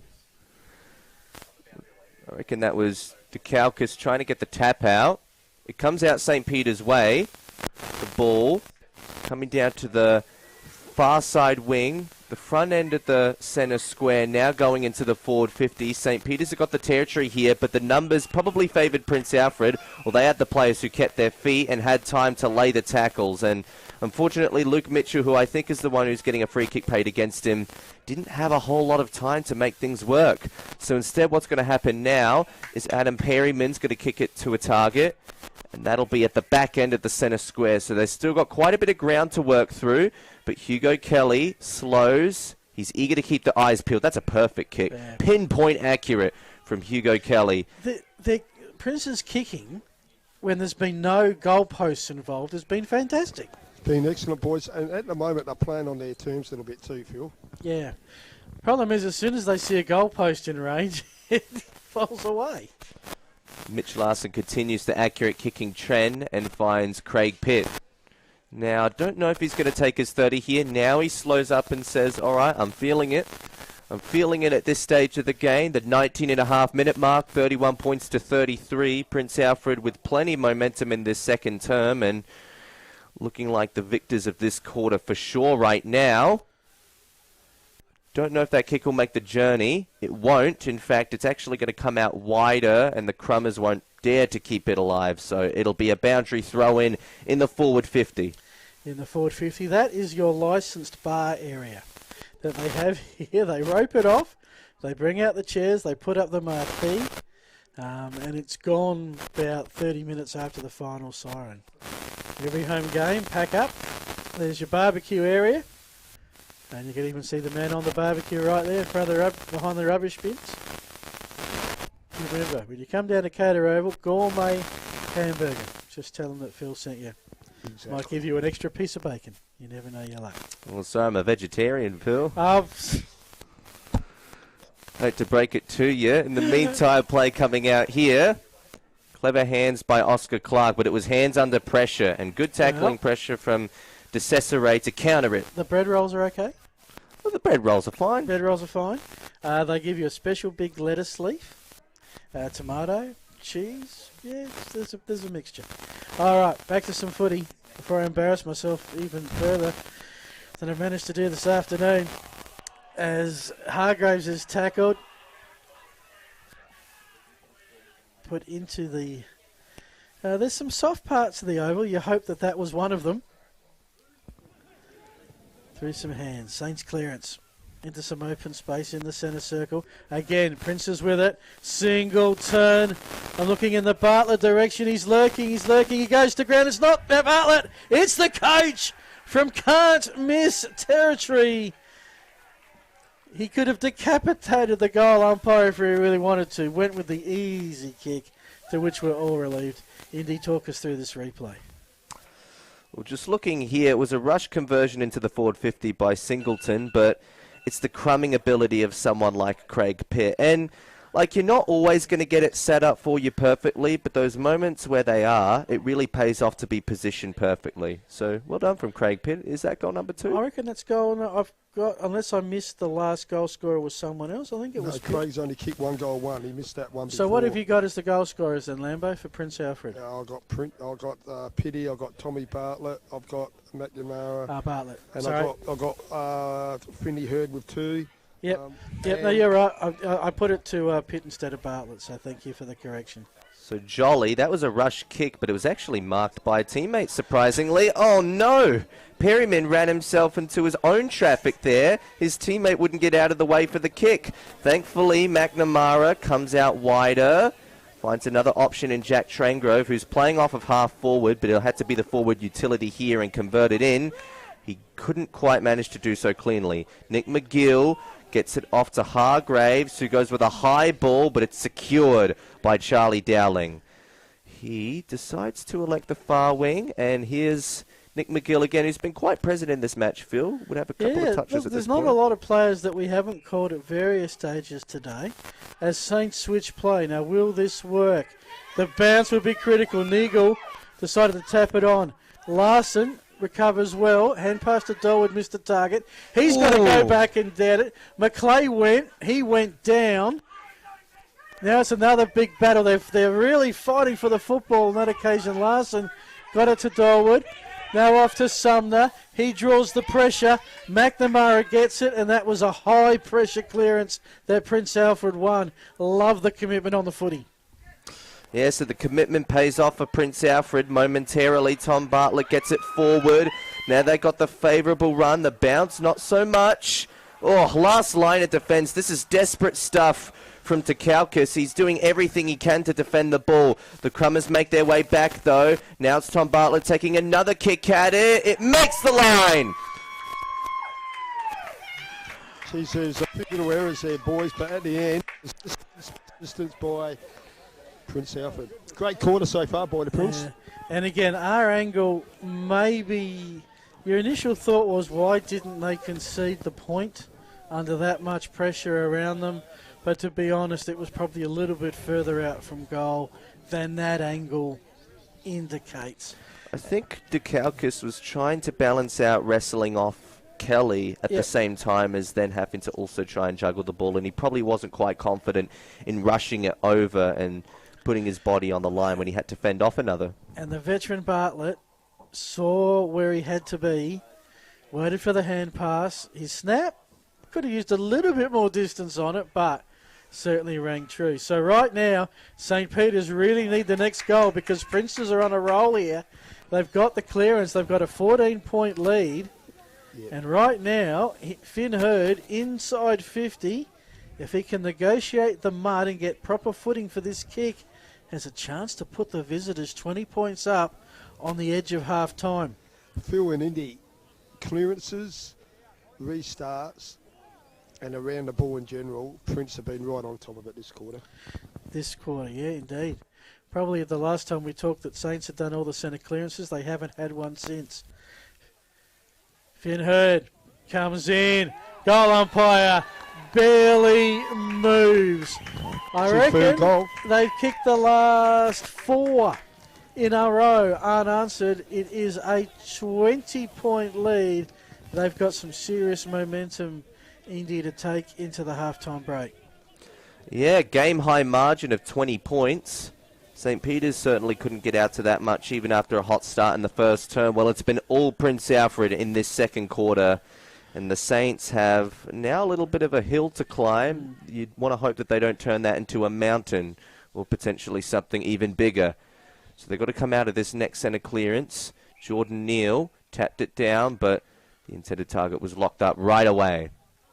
The Saints under quite a bit of pressure. Is there enough time to sneak in one more and just pardon the momentum a little bit? Good tackling pressure there from Jordan Lockwood. Still remains in the centre circle here. Well, it's the new centre circle after the old one was completely drenched in mud midway through the year and the umpires gave up on starting the play there. Comes out here. Won't be paid a mark to Charlie Downing because the ball was touched, but he does get it out with a clearance. Now, attempted to crumb it, but ball beating to the boundary line. Both players, Edward Allen, couldn't do much in that scenario. So this quarter, St. Peter's have kicked 1 goal. Prince Alfred have kicked 4 goals, 5. And I reckon they kicked the 5 before they kicked the 4 goals. It looked like it was a bit of a point fest. They finally found their radar and have reaped the reward. Sunny ground here, Cater Oval. The hosts have got some work to do with a hot footy inside the centre square. Holding the ball, says the umpire. That was Ollie Clark. Dowling gets the free. Couple of hand passes, and the boys in blue will kick it high to the hot spot. There's a player who's gone down behind the scenes. Again, Toby Schultz. Oh, no, that's Jock McClay not happy. but it belongs with Chris Curran. Curran, Tigers premiership player, of course, the Sandford doubleheader at Adelaide Oval tomorrow. And for anyone who wants to complain that there's no footy on this weekend because there's no AFL, should have a good hard look at themselves, Indy. Plenty of AFLW and Adelaide Footy League football to be seen this weekend if you are scratching and Sandford tomorrow and school intercols. It's all happening. Definitely. We're tipped to the 28-minute mark here as the umpire gets ready to restart play. We're out on the far side wing here. St. Peter's yet to get more than a single goal in this term. And you feel like they could be down by even more if PAC were to kick straight. But they had a fantastic quarter nevertheless, and 31 points to 51 is what the scoreboard reads. A massive second quarter from Prince Alfred that could set a very positive tone for the second half. And, well, for one team, we know it will be the last half of their season, so there's a lot of intensity to be unpacked. But we're going to go to an ad break now. It's halftime here at St. Peter's.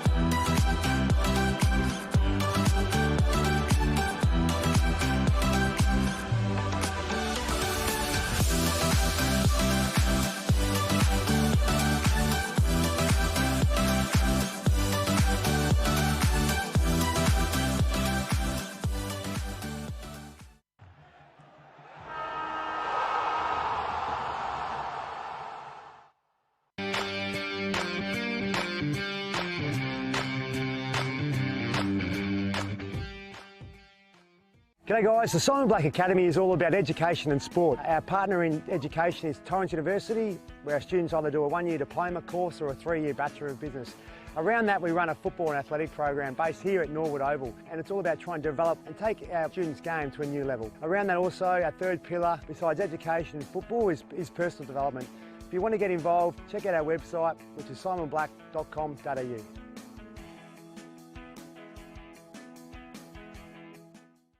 Well, folks, we're down here at the Banner Crew. Our friend, supporter and sponsor of Between the Posts has joined us. Welcome, Jason Goods. Thanks, Tony. Nice to be with you. What can the people out there expect to buy from the Banner Crew and get looked after? Pretty much anything that you can put your club logo on or a message from the club, whether it be, like you mentioned, a marquee or a flag or an A-frame or a banner, a stubby holder, a pen, anything like that, anything that you can pop the club branding on. Everything's customisable, so basically we've got an in-house design department with 2 graphic designers that can work toward getting the message across that you're after. We're down here at 318 to 326 St Vincent Street, Port Adelaide. Jason, thank you so much for your support.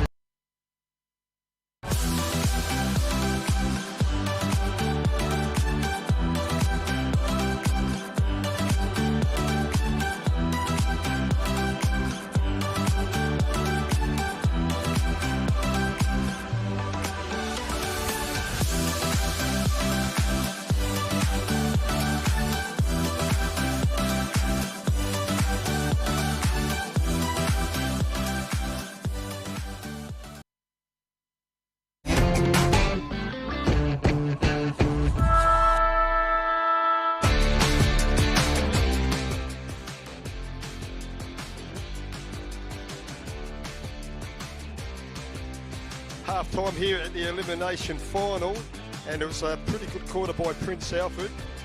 They're winning by about 28 points at half-time. But what I thought I'd do different today, I'm going to talk to one of the dads of a football team from St. Peter's Old College.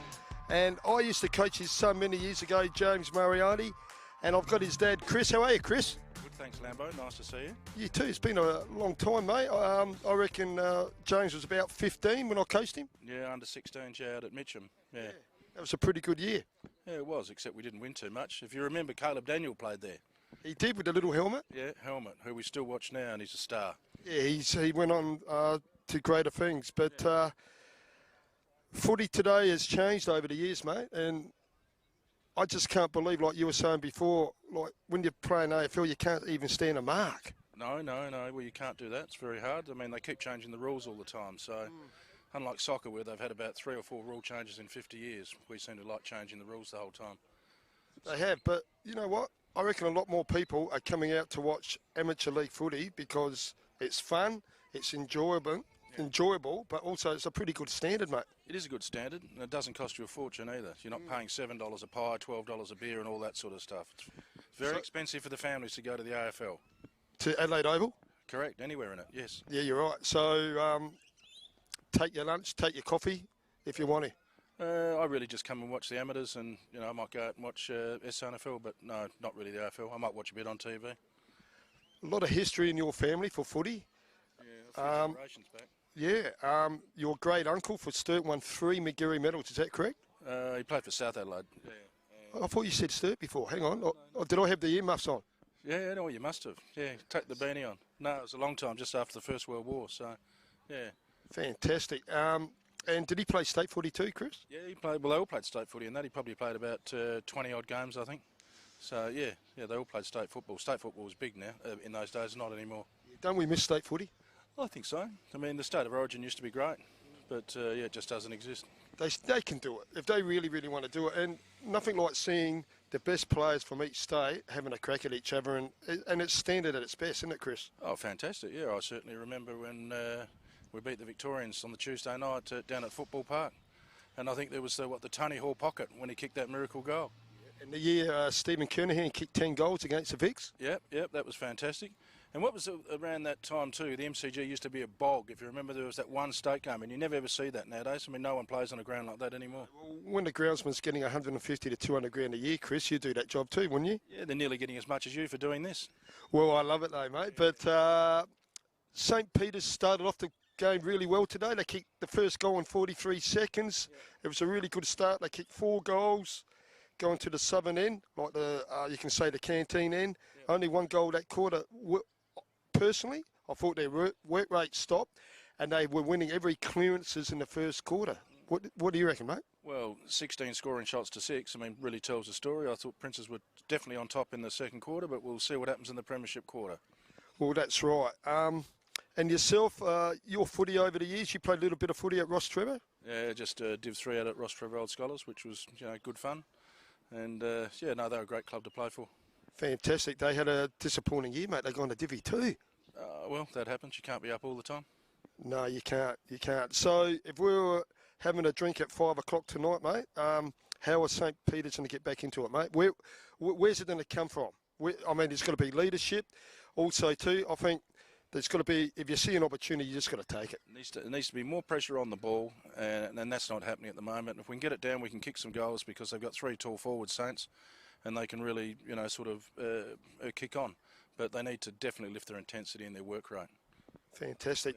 You know what? We've mixed it up this year. We've instead of talking to, say, a CEO or president of the club, we got one of the parents here, and I really just appreciate the opportunity to have a chat to you, Chris. We've been friends for years, and I know you want to go back and have some scones and sneak a beer in, mate, with the family. But thanks for your time today, mate, and we really appreciate it. And hopefully Saints can make a game of it after half-time, mate.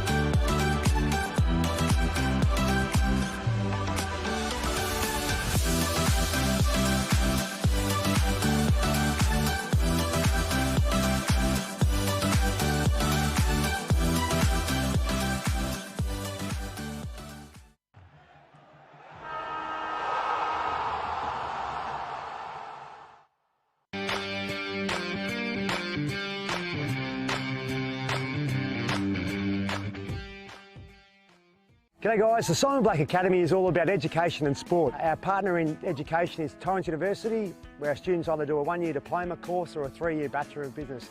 Around that we run a football and athletic program based here at Norwood Oval, and it's all about trying to develop and take our students' game to a new level. Around that also, our third pillar, besides education and football, is personal development. If you want to get involved, check out our website, which is simonblack.com.au.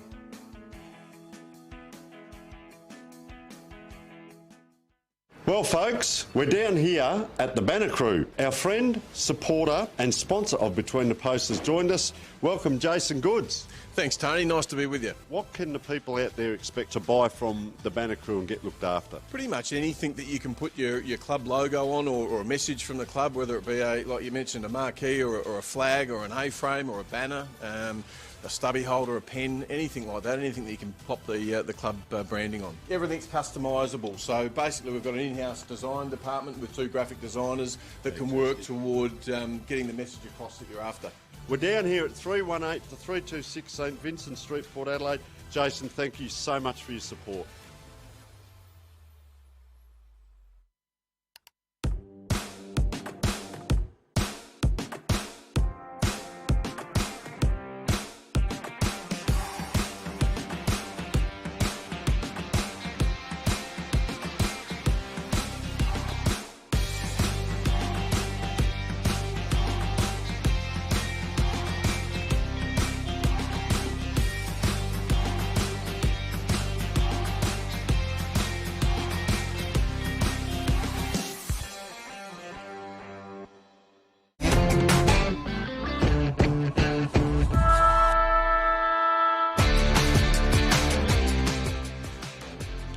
Welcome back. It's still half-time here at St. Peter's, but moments away, in fact, probably only minutes away from the kickoff of the third term.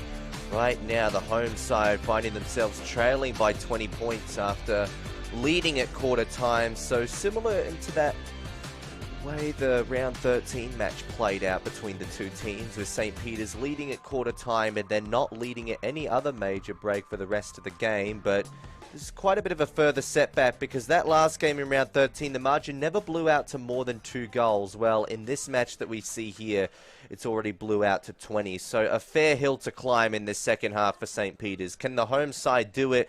Can the home fans get behind them and keep their season alive? Because there is no tomorrow for the loser of this match.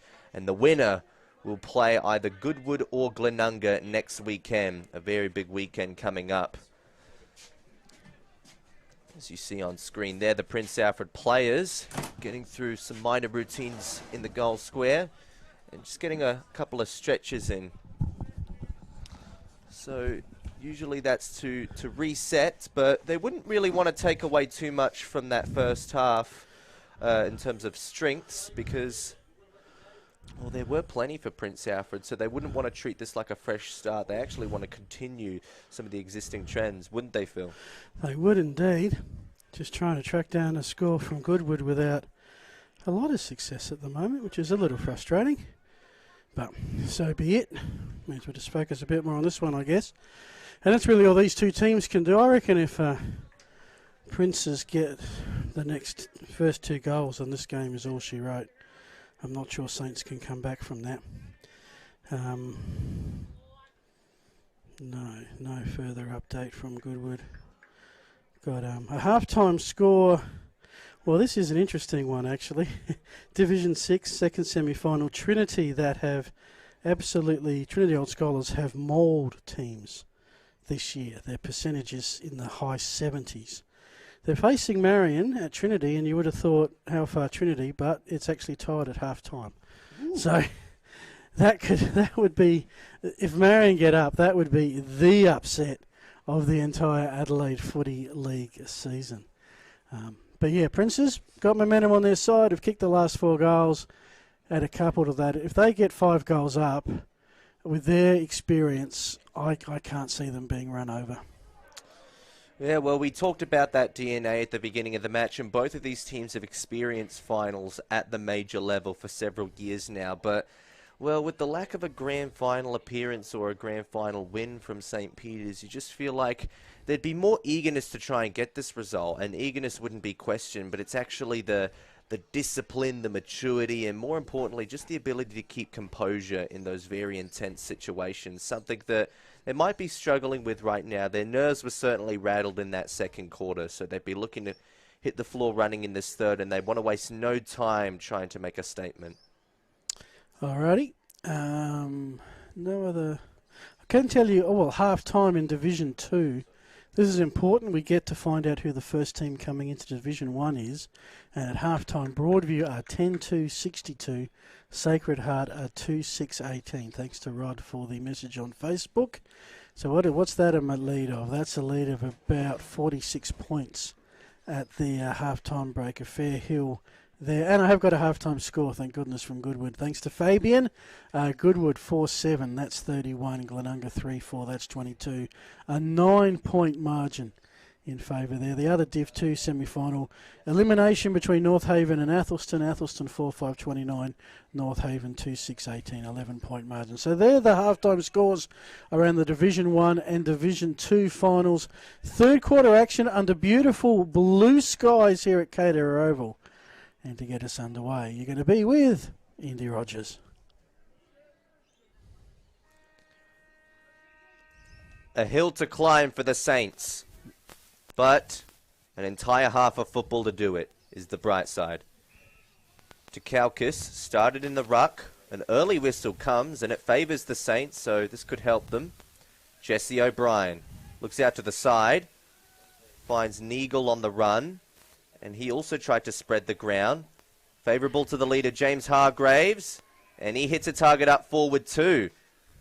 Perfect football from St. Peter's to start the quarter with, but the conversion on the final play is what matters, and Jock McLeay is good hands to have the ball in. Yeah, if there's one, if you had to say you've got a Saints player to kick for your house, or something more important than that, Jock McLeay would be my pick every day of the week. Remember, boys, they kicked the first goal in 43 seconds. Yeah. So we're up to 52 at the moment, but I just want to give you that feedback. No, I appreciate the Kings of the fast start. If he can convert. There it is. Hit the post. A rare miss. Yep. 7. What are we up to? Yeah, well, that's just when they need a goal. They get the miss. All right, Buckham gets it. He's comes off the half-back flank with a long raking kick towards centre wing. Beautifully read off hands by Ollie Clark. Fakes to go inbound, goes outbound. This guy says he ran too far. Instead, here's a big player. This is Finn Hurd, who's kicked 3 goals today. 3 of the 7 for Princes. The last 2 have been at absolutely clutch moments. Too far out to score on this occasion. Bartlett's roaming at the back of the pack. He sees it out of bounds for a throw-in. So is this the 7-point play for Prince Alfred? If they can nab a goal here after the St. Peter's miss, or the 5-point play. Phil, St. Peter's has just got to move the ball a lot quicker and get it in and convert. That's the whole idea of this quarter. They've got to just move that ball very quick. Prince is so good with their skills. They're able to, when they need to go tempo, do it. And then they have some long penetrating kicks. Hurd's hand pass, it ricochets. Lucky for the red man, it goes to Buckham. Perryman around the body. They got a couple there. They thought they might fight over it. Hugo Kelly must have just said to Mitch Larson, duck. Larson did. And Kelly took the uncontested mark. And is the game riding on this kick? No. But we're not too far away from that if he can convert. And just for your information, Indy, Kelly had a couple of set shots in the last quarter, last week against Glenunga. Didn't convert. Glenunga responded with a goal, and Glenunga went on to claim 3rd spot. So you'd be looking to get back into the goal kickers list here. Looking straight into the sun. Yeah. But he's straight in front as well. 35. Closing on 30. Goal umpire salutes. I love it when they straighten the back. Look, I'm on live stream. Look at me as I put the 2 hands out and say it's a goal. And Hugo Kelly will breathe a personal sigh of relief, and Princes, they got the first one. They did great start there, Phil and Ingy, by Prince Alfred, and they just left off like they did from the second quarter at this stage. 5 unanswered. Back in the middle, Indy. Saints, I reckon now they're at a stage they have to get the next one. Red alarm bells would be starting to sound off for the Saints. Fans and players alike. Jesse O'Brien gets the clearance. Can he start something? Well, he hits a target up forward, and there's a free kick coming in late for high infringement by the looks of it. There's part holding as well. And there'll be a free kick coming here to what I believe will be Jake Sutcliffe. Who kicked that first goal. Seemed like a fair way away. He really needs to... Haven't seen too much of him since. Well, these aren't the highest percentage shots, so... 32 goals for the season. You want to add to that tally now. And you want to keep that tally going on to the next week and thereafter. But they have to get back into this game. Off the left. They like the look of it. The fans get behind him, and so do the players. And that's a very needed response. Saints alive. They stay alive. Margin back to 19. Entertaining. Opening start to the third quarter. 3 set shots. Saints missed the first, got the last, and Prince has got one in the middle. As we see Sutcliffe on the scoreboard replay. Kicked that pretty much just on the arc. He did. It's one for the Caps and the Sunnies right now if you're in the grandstand, which has cleared out a little bit. Lots of football here today, probably about 6 or 7 different football games through the course of the day. Gets kicked out wide here, marked by Coulson, and he chips it to a productive target. DeCelceray, can he be a good ball user under the circumstances? He can, and he finds Jock McLeay, who has an opportunity to redeem himself after, well, I wouldn't say he needs to redeem a massive depth. It was a low percentage shot earlier, but he needs to kick as many as he can get, and so do his team. This is for 2 in a row for St. Peter's, and their first patch of consecutive goals since the first quarter. And he kicked one in the second. Plenty ways on this. Steps within the arc, lets off from about 40 metres out. Comes off on the right, but the crowd wasn't making too much noise around it, and that pretty much told the story. So that takes the margin down to about 18 points as players are pushing and shoving each other off the ball. It's McLeay and Doward going at it. I'm not sure whether they were hugging, fighting, dancing, embracing. Probably of the 4C, I think, might have been the optimum answer, but yeah. Not sure if you want to get too much into that stuff, because one of them's going to be playing next week, unless the tribunal or injury steps in, so don't put yourself in that position. As the Rucks, sort of a kick off the ground by Saints, didn't go too far. I think that was Pitt or Trangover ran into a pile of trouble. Turnover. Nice kick inside 50. They've done that well. I reckon this might be Sutcliffe this time. I'll wait till we get a number. Yeah, it is Sutcliffe, boys. I've seen those tats before. Got a little bit of mud on the legs as well, yep. So he's our man. 2 goals.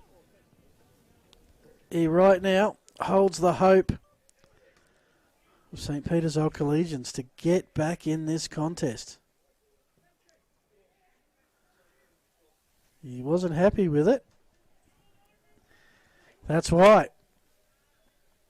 And now all of a sudden it's St. Peter's turns. 5 goals, 1 for the first half. They've kicked 1 goal, 3 for the third quarter. 17-point game here at St. Peter's. 3 goals off of taking back the lead, but still with a fair amount of progress, at the very least from that second term. Charlie Dowling takes an intercept. Step 1, and step 2 is the forward 50 entry. Can he keep it clean? Oh! McLeay was juggling it, but couldn't quite complete. Now Prince Alfred, desperate to get it out of trouble. Moriarty laid some late tackling pressure, but keeping his cool was Larson. He hands it out to Trangrove. He hands it to a teammate as well. It's Siebels. Goes out wide, and they save it up. Take it slow. Don't want to waste too much time, though. Getting the next kickoff. Dowling's picked it off, but his hand pass is also cut. Now Coulson, under pressure, look for the best option and misfired the hand pass. He's been taken back by Prince Alfred. They look inwards, wanted to go short into the forward 50, but it's missed the target. Gone over the head. Now, St. Peter's trying to balance an opponent there, getting the kick-off. Careful football here as Montgomery gets it out to the run of Hazeman. But Hazeman's kick isn't a particularly favourable one. Tell you what, Perryman dropped what he really should have had, and 9 players out of 10 would have taken that. Yeah, some good pressure down here at ground level again, boys. So St. Peter's have upped their tune a little bit the last few minutes too. Yeah, some unexpressed pressure on that occasion. It has some space. Trengo taken off the ball by McGill. And that will be holding the ball. McGill's free. He'll put that one in the day he tackled an AFL captain and got it free. Of course, Trengo, the youngest captain in the history of the Melbourne Football Club, as that one's into the deck chairs. Oh, there's a couple of players into the deck chairs. Everybody's okay. That's good. Yeah, that's the joy when you don't have a fence, I guess. The crowd just that little bit more unprotected. Siebels from the back pocket. He's happy to take some time. 17-point lead to Prince Alfred. 10 minutes gone to the third quarter. They swing it across. There's a lot of red moving over. One of those is Sumner. Here comes the run of Darwood. His kick left a bit to be desired. Oscar Clark. There's a lot of blue in that picture. There's the red. Kick is smothered. But still the red wave continues towards Larson. He kicks it towards the attacking edge of the centre square where he had 2 to pick from. And I reckon it's with Ollie Clark. He thought he saw the sword option. It was there again. Then it disappears. Now he really has no option to go to the hot spot. Oscar Clark has it. Spins, then tackle. That would be... I'm surprised it's not holding the ball, Indy, but Saints with a clearance. They clear it out for the moment, and Jake Sutcliffe makes sure they keep possession. He stepped off the mark there, but the umpire said he wasn't called play on. Now it is. Off the left foot, went out long and wide. I reckon that might have been a one-handed mark. Yeah, lovely stuff. Very nice. Goes further, one-on-one inside the forward 50. McLeod can only manage as much as a spoil. Goes out wide. Prince Alfred beat their opposition to the run of the ball. Hurd kicks it low there. Sorry, Oliver Clark, who was kicking that ball. Finds an option. So they're working for the defensive half of the ground now, Prince Alfred. Fair challenge in front of them, but they still have the lead. And that's a good mark that will be paid to Sam Buckham. No, it's actually going to be a free kick going the other way to Luke Mitchell. So some of the tools will definitely have to stand up and serve more of an aerial presence in this game. You reckon if the Saints are to get back into it. They kick further. Go out wide, but that's not a very productive kick. Cut off by Bartlett. Now going into the middle. There's another whistle, and it's going to stay in Prince Alfred's possession. I reckon it's going to be a down the ground. There's Finn Hurd. He's been one of the inclusions today. Has come up with 3 goals, and he spots up Buckham. And Buckham, if he succeeds, the margin will stretch back over 20 points. It's 17 as we speak, 12 minutes of the third.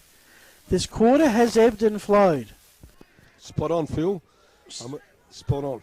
Spock, St. Peter's Old Collegians have had plenty of it. But have they done enough? They've kicked 1 goal, 3. Prince Alfred have kicked 1 goal already. I'm not sure how many points they've kicked. Buckham from straight in front. They've kicked their second. They're back over 20 points. 23 is the lead. Cushion returned. And all that work, St. Peter's, in the last, 5 minutes they had it up that other end, all for naught. Well, it's funny, at the beginning of the game, it'd be Prince Alfred entering it into the forward 55 times for 1 minus score, and then St. Peter's getting it to the other end for a goal. Well, now it's pretty much opposite. St. Peter's are winning the territory game, but they're not actually capitalising on a lot of the opportunities. Well, Prince's shots. They've kicked 1 goal, 3, St. Peter's this quarter, boys. Thank you, Lambo. You really are my right-hand man today. I thought I have been all year, mate. You have, but you've been my right and my left-hand man today. Well, I'm only human. Back in the middle. Oh, missed the tackle there. Lockwood would regret that one because now it's come out of the Boot of Wicks. Tackling pressure from Larson. Didn't result in a free kick. Almost deserved one. Neagle. His kick is cut off. Jordan Neal wastes no time. Going back into the forward 50 and found a man on the lead. He's marked it just outside the arc. Wildman wanted to seek out the presence of Bartlett, and he snaps around the body, but was out of bounds before the snap came. So Bartlett's snap came, and I'm going, where's the goal umpire? To see whether he kicked the pointer behind. The goal umpire's raced around. He's left his position because it doesn't matter because the ball went out of bounds. So here's the problem. If the goal umpire gets overruled, he can't rule on the goal behind because he wasn't there. Thankfully, everyone agrees that Bartlett, as skillful as that was and as a great player of the day that would have been, he was out of bounds. It comes back in. Still in favourable territory for the Princes. Kicked around the body by Hazeman. Ball brought to turf off of the tackle laid there by Pope. But Prince Alfred come back to it to the other side. They look for the vacant space in the forward 50 arc. Now Bartlett, he's going to have another snap, but this time it's going to be cut off and marked by Hugh Hazeman, who resets for St. Peter's. So Hazeman goes towards the Lambo wing. So what are they going to name it after him? Spills over the boundary line, right in front of the Prince Alfred bench. Yeah, good call there, Phil. I love it. Like it? Yeah, look, they just got to convert more, get the ball on quicker, St. Peter's. They really had that sense of urgency in the first quarter that you couldn't help but like. I mean, Princes have been deliberate, and they have the skills to enable that deliberate side to work because they don't turn the ball over as much. They find a target more often than not. But I reckon Saints have got to refine that urgency. They're not out of it yet, but another goal makes it tricky as the shadows start to cross over from the west. Throw in. City side.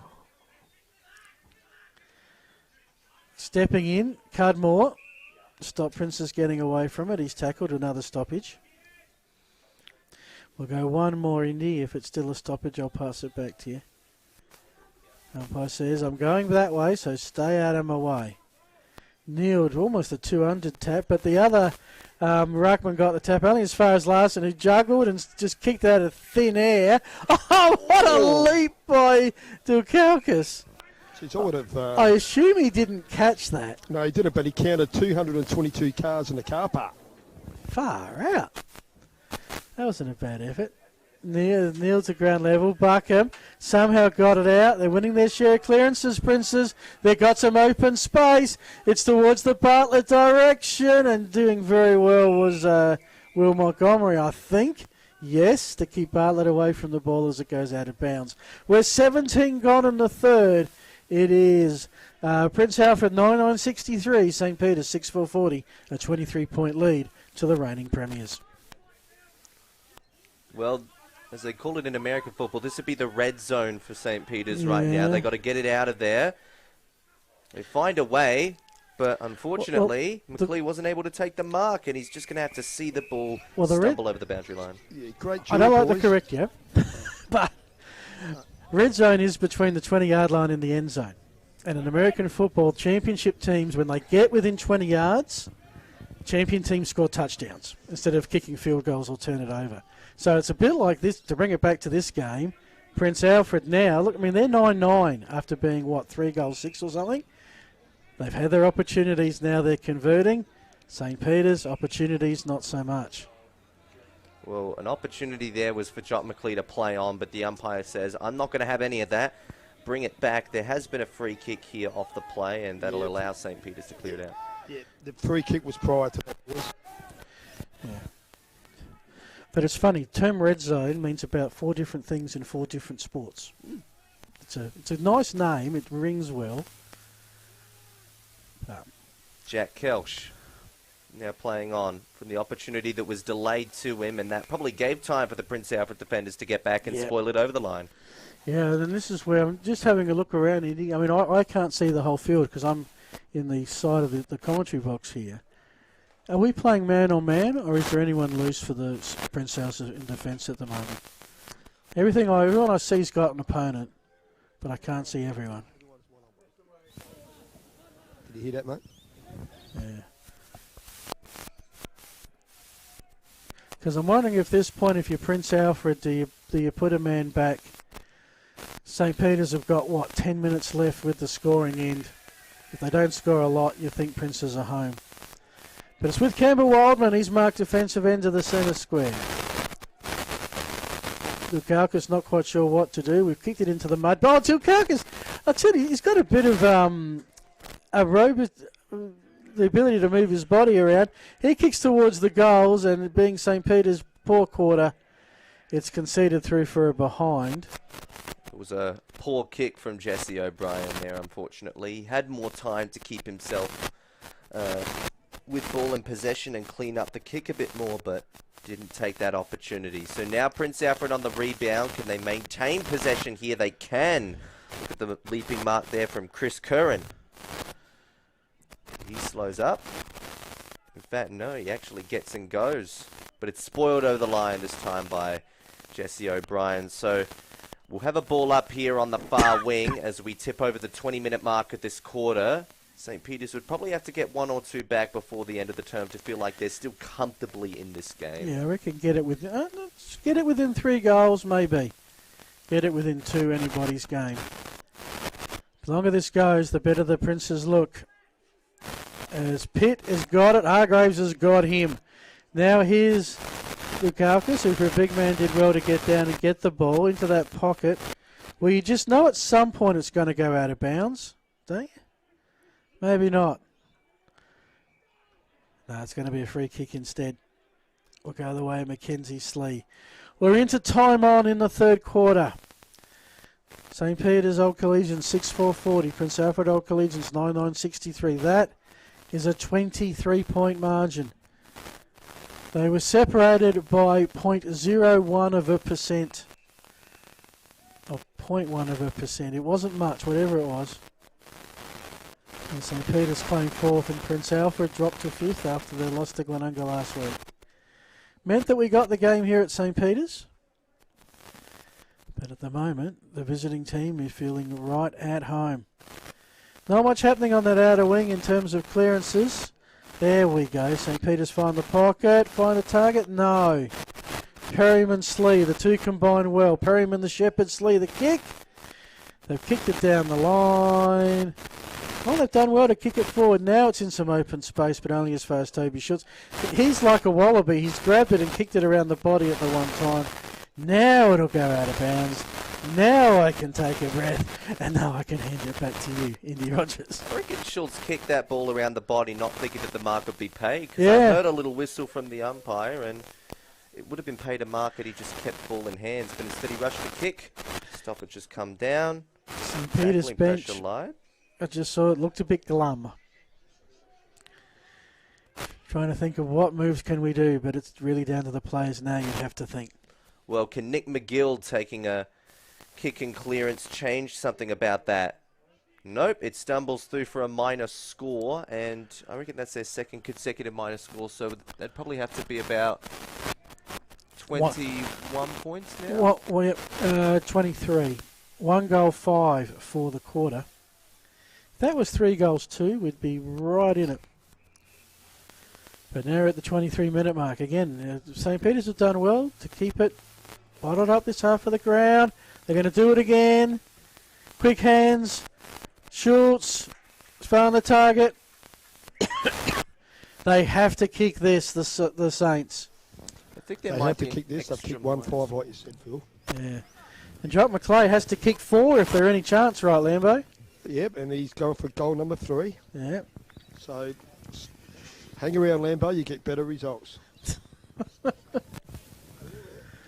Just scratching my head as to whether or not there's an extra point that St. Peter's kicked in the last few minutes that might be missing on the scoreboard. There we go. But it doesn't matter. They've kicked the major, and that's what Okay. really is important. On our scoreboard or no? We'll see. We'll at the moment, our scoreboard matches the official scoreboard, and of course, the true keepers of the score are the goal umpires. They'll meet at 3/4 time.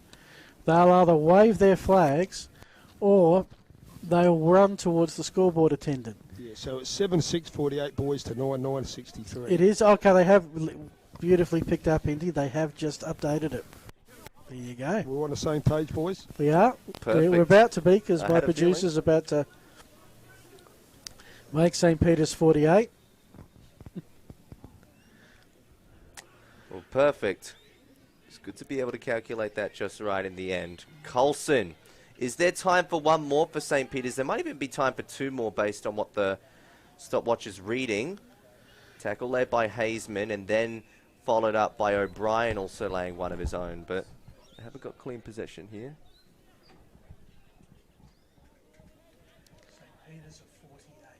Ball up between the centre square and the forward 50 arc for St. Peter's. Tackle laid by Jordan Neal. No whistle made. Well, there is a whistle made, but it's only for the ball up as we tick over 24.5 minutes. We're really looking at a slower time for the quarter, but it's still just as important for St. Peter's to get something out of this. Moriarty trying to run onto the ball and take back the possession they lost there from the clearance. Tackle laid by Oliver Clark. Now, the hand's coming out from McGill. He finds a man on the outer. It's James Hargraves. He kicks it to a 2-on-1. Sutcliffe was bumped out of the way. Then McLeay looked like he was taken down without the ball. And now on turf trying to fight for it is Luke Mitchell. So many Prince Alfred players just piling in on him. Eventually the umpire says, okay, you're not going to be able to move like that. So I'll take it into my own hands. 15-point margin. Honourable losses don't mean much today except the end of your season. Any team will take an ugly win. Lots of bodies flying around. One of them had to be doing it the wrong way. Umpires found a free and will go to Buckham of Prince Alfred Old Collegians. 25.5. That's how long we're through the third quarter. Princes will be coming home with what we think is the scoring end. It's certainly the scoring shot end. Yeah, Phil Dupreece has picked up a touch too, so I'll say it's worth about 2 goals, mate. Okay. You're the man on the field in the elements. We're nice and protected here in our broadcast Yes, you are, centre. yeah, with the fire and the food and drinks. And the portable heater and the microwave and the coffee machine. It's going to be with Toby Schultz. He's a long way out. Finds a teammate, still too far out. See the trouble with boys? Too slow moving it on. Yeah, on that occasion. I like where he's placed the kick, though. Chance for it to come off hands. Where's the soccer player in the group? They're appealing. Not out, says the umpire. Gee, this is like the final day of a test match. The ground looks like a test pitch as well. So this is where Princes will just try and concede, I reckon, surely. They'll try. They won't succeed. Wildman is brought down straight to ground. No prior opportunity, no umpire in their right mind will ever give a holding the ball free kick in that part of the ground. Unless there's a brown paper bag involved. Thanks, Lambo. Not Not in this league. Not much time left in this quarter. We've tipped over the 27-minute mark. Tackle applied by James Duncan there, hoping to get something out of it. There's a lot of arms being thrown in the air here. Someone's just hoping to get a call in their favour because neither of the teams are a fan of this current congestion. The umpire even slowed up. There's a bit of push and shove going on there, and it's between Mitch Wicks of Prince Alfred and Coulson of St. Peter's. Another stoppage this time, and it's going to be grinded to a halt again. It's just Sharon constantly being brought to turf here. Nobody wants to give an inch. Hey, look, for those Saints and Princes fans that wanted to go and watch the Wallabies, but school loyalty was given up. Hey, look, you're watching some rugby scrums now, so you don't miss out. Ooh, tackling and pressure once again applied. It seems like Prince Alfred are always the first to lock in on their man. Are there any players outside of the 50-metre arc at the moment, Indy? There's one. What? Nick McGill. So that makes, 35 players inside the 50-metre arc. Real estate at a premium. Well, I actually think this is well-coached defence from Prince Alfred. Yeah. Not bad to have all of this tackling pressure. What you've got to be very careful is that you don't give a free kick. Umpire's blown the whistle. He has. And Saints have got a free, I think. No, they haven't. Or have they? No, the umpire's taking the ball back into his hands. And because everybody stopped and didn't know what was going on, and there's no free kick. It was just blowing a stoppage. Okay. It is 3/4. I thought there was something off the main view that we missed. There wasn't. We turn for home in the elimination final. The defending premiers at St. Peter's have a 15-point lead. With Craig Lambert, Indy Rogers, Phil Hurton, and the Filming Footy crew will be back after the break to give you the final quarter.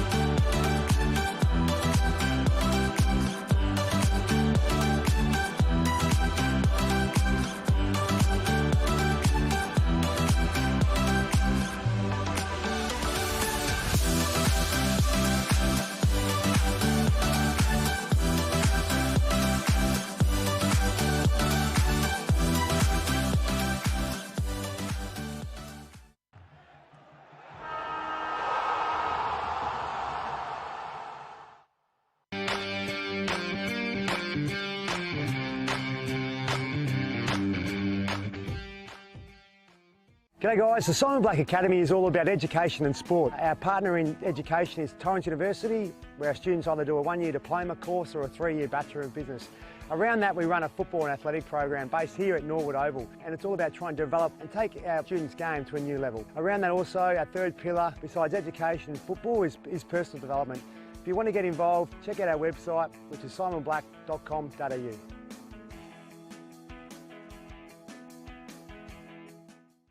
Well folks, we're down here at the Banner Crew. Our friend, supporter and sponsor of Between the Posts has joined us. Welcome Jason Goods. Thanks Tony, nice to be with you. What can the people out there expect to buy from the Banner Crew and get looked after? Pretty much anything that you can put your club logo on, or a message from the club, whether it be like you mentioned, a marquee or a flag or an A-frame or a banner, a stubby holder, a pen, anything like that, anything that you can pop the club branding on. Everything's customisable, so basically we've got an in-house design department with 2 graphic designers that can work toward getting the message across that you're after. We're down here at 318 to 326 St Vincent Street, Port Adelaide. Jason, thank you so much for your support.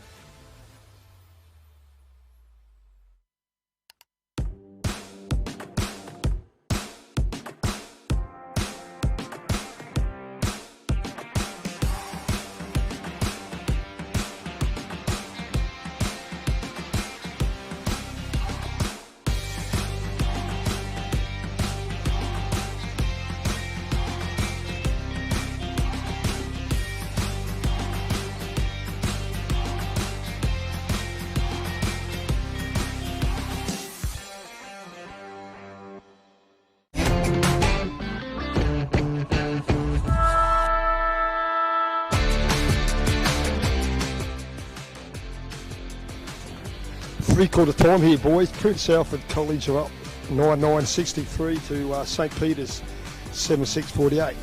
I tell you what, Prince have had all the answers, especially after quarter time. Their work rate, desperation, their clearances have improved, their stoppages they've been winning, and their strength and their leadership out there. They're ticking all the boxes. St Peter's, after quarter time, slowed down. They haven't had winners around the ball, and their speed is very slow compared to Prince. So what do they got to do?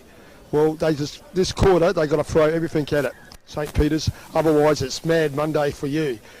Whereas Prince Alfred are playing the better football, the smarter football. They're being led well by Craig Pitt all day, and their enthusiasm and everything on the field is just second to none.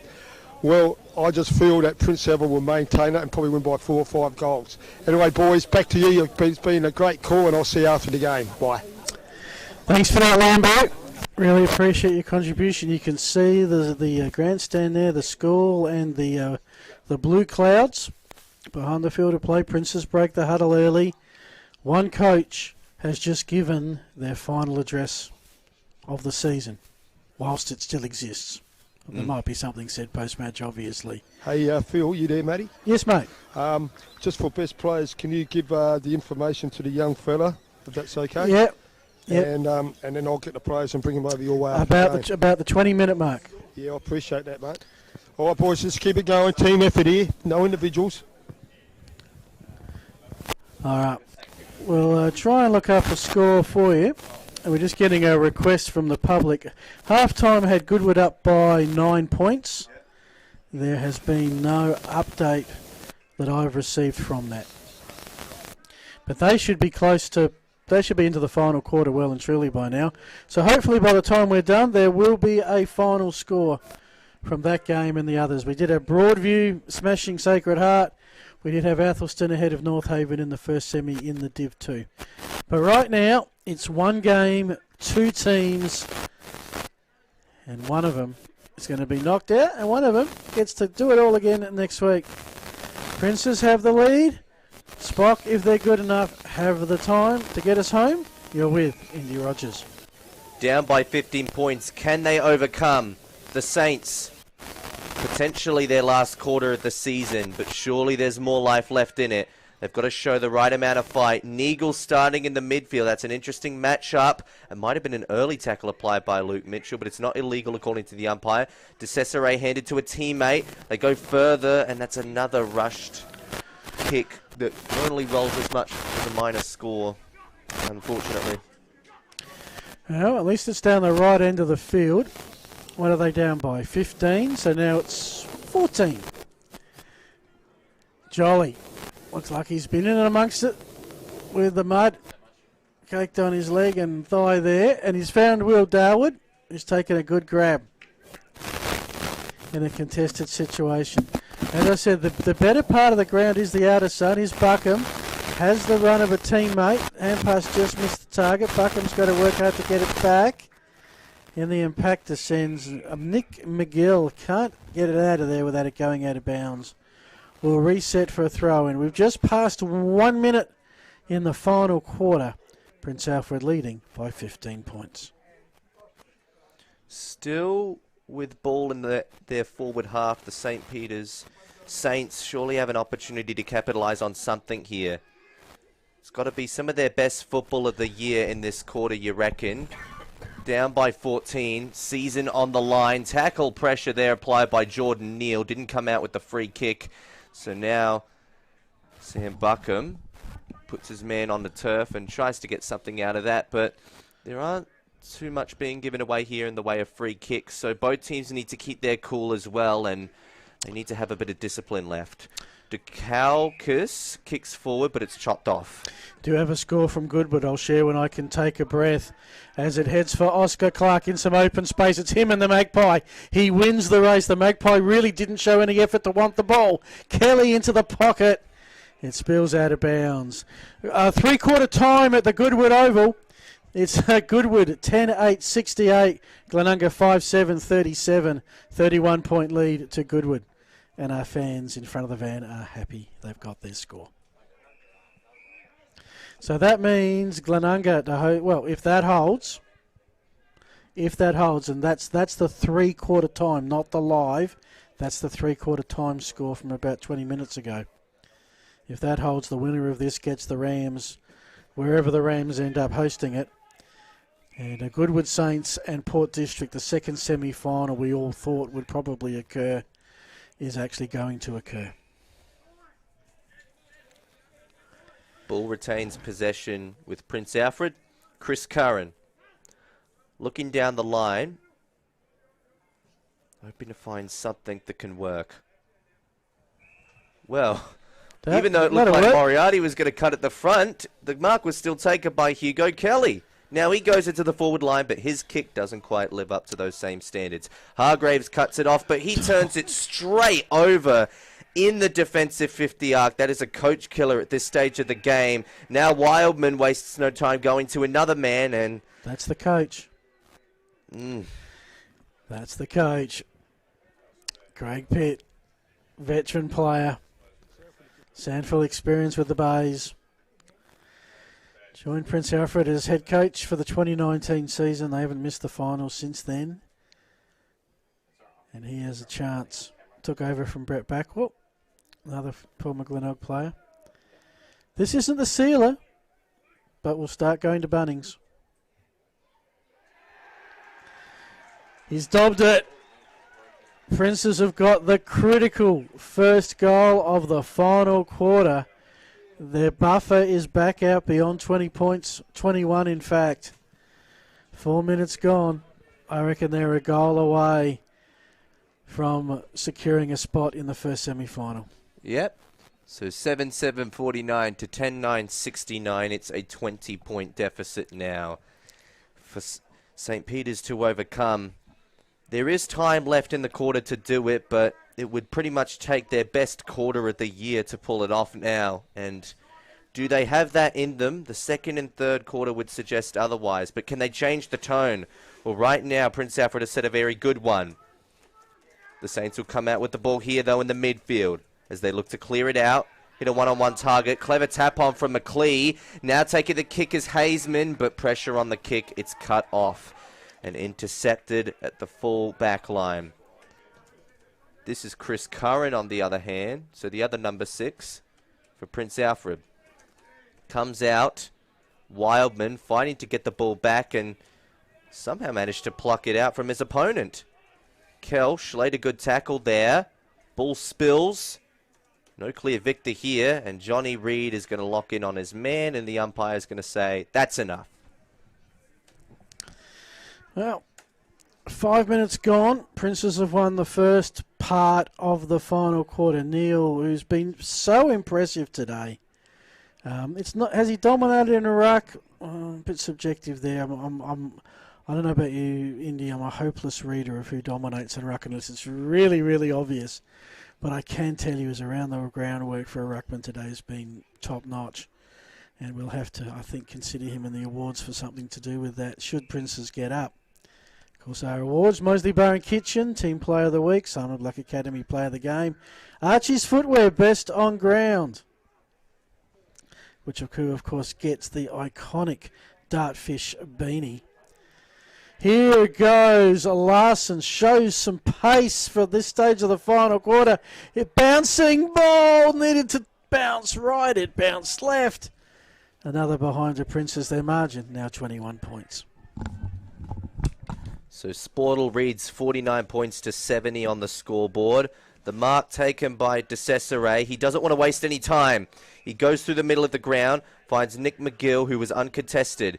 He doesn't want to waste time continuing with the corridor. They refuse to persist. So they go out wider. Juggling the ball was Hazeman. He's got to turn around, get and go quickly. It was an ineffective kick, and I reckon they probably should have gone down the corridor. There's the risk of a turnover, but faster ball movement probably would have prevailed in that instance. So the Princes now. Jack Trangrove, former Demon skipper and Port Adelaide player, at the half-back flank. Slows up. Lets off a large kick down the line. No mark taken. Goes over the head of everyone. But the Crummers get back in time for St. Peter's. No, in fact, Prince Alfred are the ones with the first Crummers. But a kick down the line from Chris Curran is ineffective. And the ball spills over the boundary line. Finn Hurd won a rare fumble. He's had a good day today. He's a... Sorry, Lambo, you might have to relay that one again. I just said there's a lot of rotation still, boys, but everybody's looking a bit tired. Well, don't blame him. It's had the ferocity of a final. Yep. And played in comfortable conditions, but a bit of sun out now. It's a hot footy, 50 metres out from the Princes. They're almost there for mine. Into the pocket. Hazeman's got some work to do. Shows a bit of dash. Has the audacity of taking a bounce, if you don't mind. Works through Moriarty. They're running it up the wing here past Lambo. Is this their last chance? Broken tackle. Now a high kick. Nothing but red. Curran Redder left his opponent Mitchell, who just was spectating from 15 metres away. Yeah, they're kicking up forward to let them down, boys. They've had the 3 targets, haven't been able to utilise them. McClay's had a chance at a bag of goals, but has missed a couple. Prince is now working it beautifully on the other side of the ground. Poor conversion up forward has once again costed St. Peter's possession. Here in the middle of the ground, Singleton looks out wide. No, actually kicks inwards. Spoiled by a St. Peter's player. Now PAC, courtesy of Wildman, keeping it alive. Title on the boundary line here, taking a shot at goal from such a tight angle, but looks like the ball's being called back. It might have already been over the line before the kick was off. So we're going to have a ball up here. It all comes back. Is there some lads? It's a free kick, boys. It's a free kick. Oh, a free kick. Okay, someone taken off the ball. So who's going to have this? That looks like Wildman at a guess. Yeah, Wildman, who was the one who hand-passed it to keep it alive. So in front of some lads who've taken the chairs out of the bar area. I hope they haven't taken the drinks out of the bar area. Missed shot. Margin 22. 10 minutes gone. Saints need a goal and need it pretty soon. And that is not going to help. Kick in, uncontested intercept to Larson. Too far out to score possibly. As those chairs are getting taken further and further away from the bar area. Someone's going to have a job collecting them later. He's gone inbound. Whilst we've been chatting aimlessly, Jolly has just popped up. Just quickly, boys, no injuries from both sides. Everybody's still out there playing. Okay. Well, that's good. That's really good that everyone's going to finish with their 22, especially for the team that has a next week to fight for. That's at this stage. Yeah. As soon as you say that, you watch. Inside 50, Jolly. Looks like one of my golf shots. You look, you bend, you try and keep it on the fairway, but nah. Another behind. Princes have kicked a couple of behind straight here. 10, 12, 72, 7, 7, 49.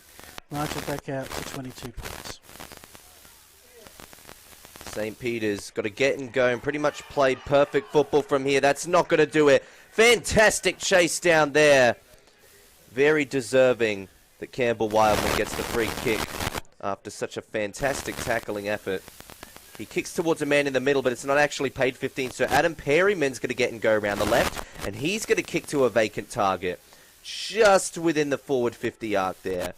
Not at a centred angle, but not particularly acute. Buckham wastes no time. Tried to get it to Craig Pitt, but he didn't take the clean mark that he should have. Hands off to a teammate, and eventually they get the play that was pretty much well-deserved from the beginning.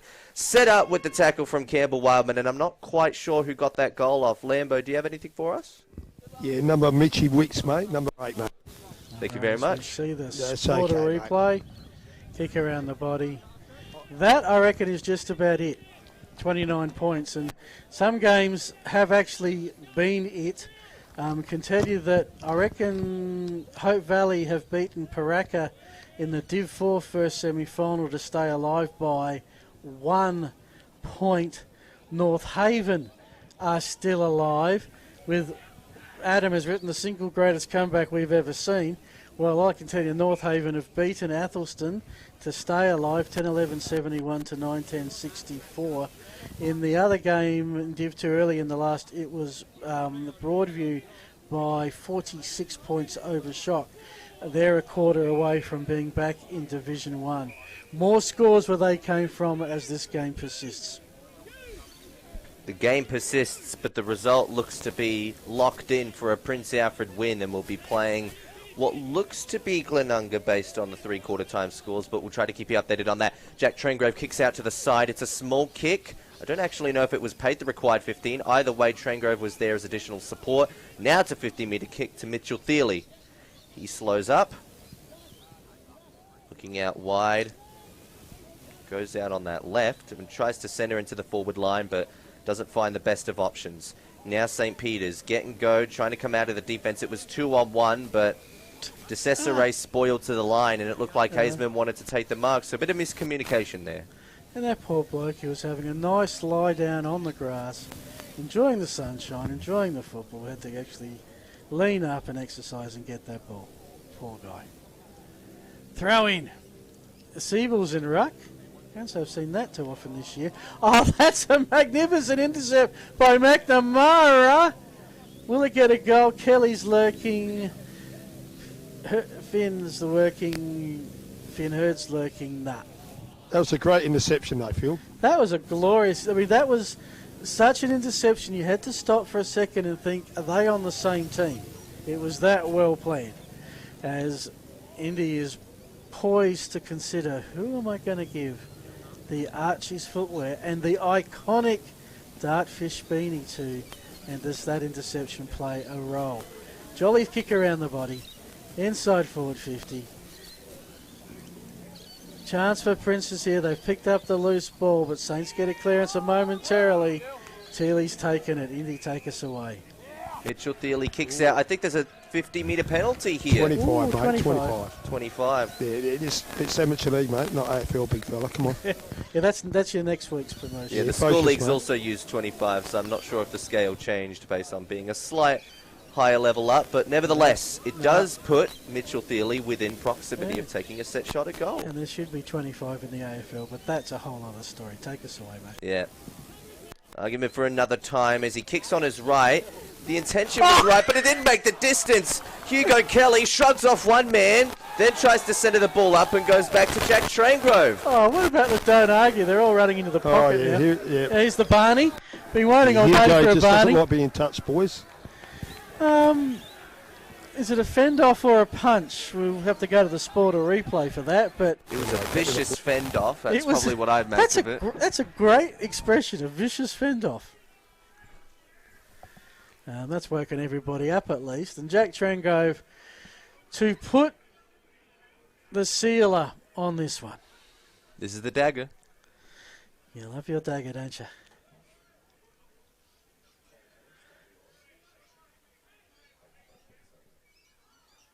And it's stuck in.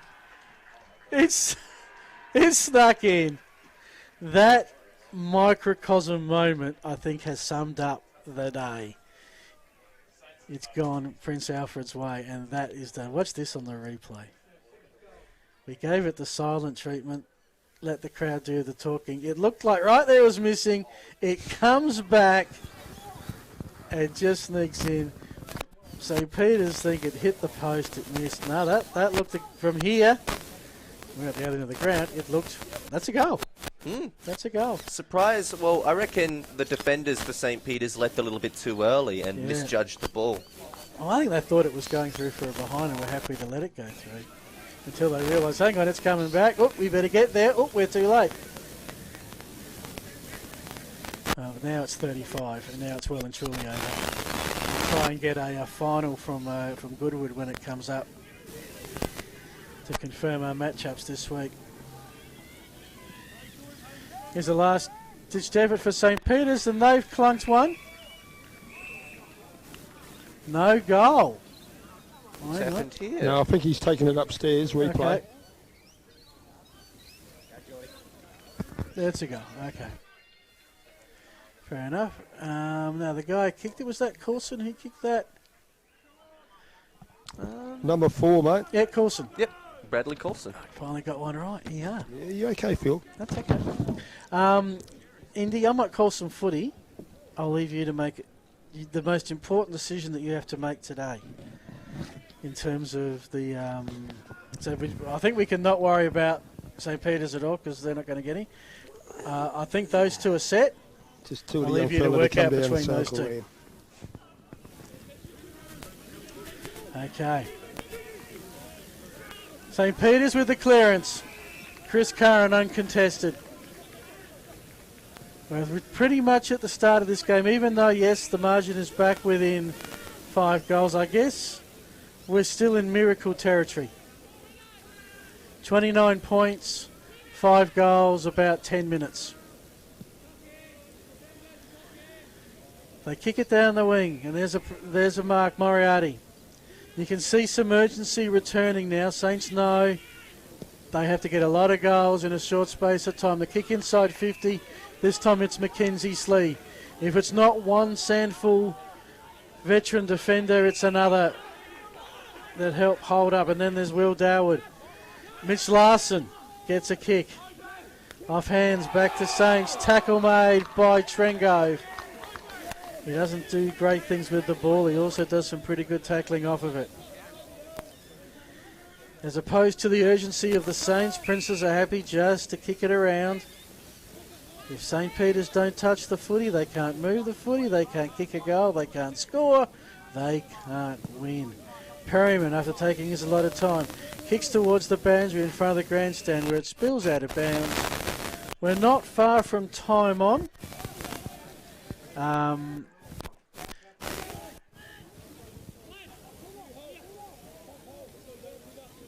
And Indy's just about done with his award winning. Player of the day is mine. So you get those two. I'll take that one. I'm going to give player that. So shall we talk about our award winners? We might as well. Absolutely. Well, best on ground for me would have to be Lachlan McNamara. I think he's been fantastic throughout the day and has played some really instrumental football. I think best team player would need to be Mitch Larson. I think he's been on the end of a lot of consistent mobility chains of possessions that have led to scores, and also being a good reliable source when they take interceptions. And, well, I want to ask you what you think the player of the day has been. Well, I reckon the player of the day, there's been a couple of where Prince Alfred was struggling. They were doing so well everywhere except on the scoreboard.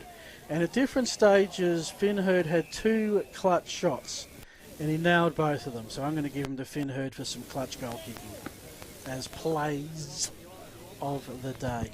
But boys, there's only 2 awards, so we've got best on ground, and what's the other one then? Okay, well, we're going to send you a sheet, Lambo. Okay, just... And from that, you can work it out. I appreciate your feedback. Okay. Basically, we've only got the 2. We don't have the player of the day? No, but you just spoke about them, that was all. Okay. Oh, the player, you're right, sorry. Yeah, well, you know, you just keep it Sorry, simple. Finn.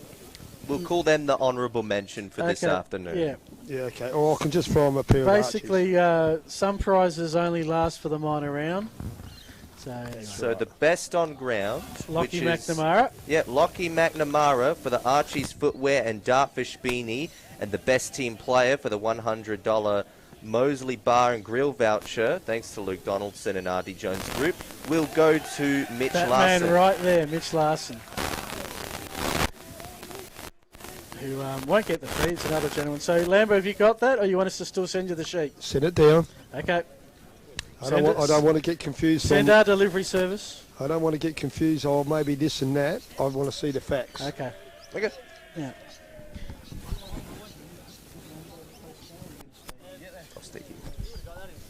All right, whilst we sort out our award ceremony, Ollie Clark has got a free kick. We're watching it here. And he has absolutely sprayed that. But it's 22 minutes, Princes are home. I'm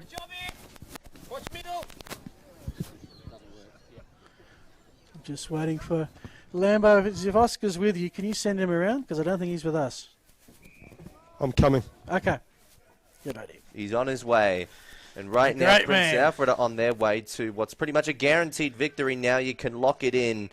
We're going to try and get an update to you on the Goodwood-Glenunga final scores, because I reckon the game itself would be over by this point. It started a bit earlier. Yeah. We think it'll be Glenunga next week, but we're not 100% sure. That's right. Prince Alfred just trying to work away around traffic here. Hazeman, Coulson, Hazeman again, this time under pressure.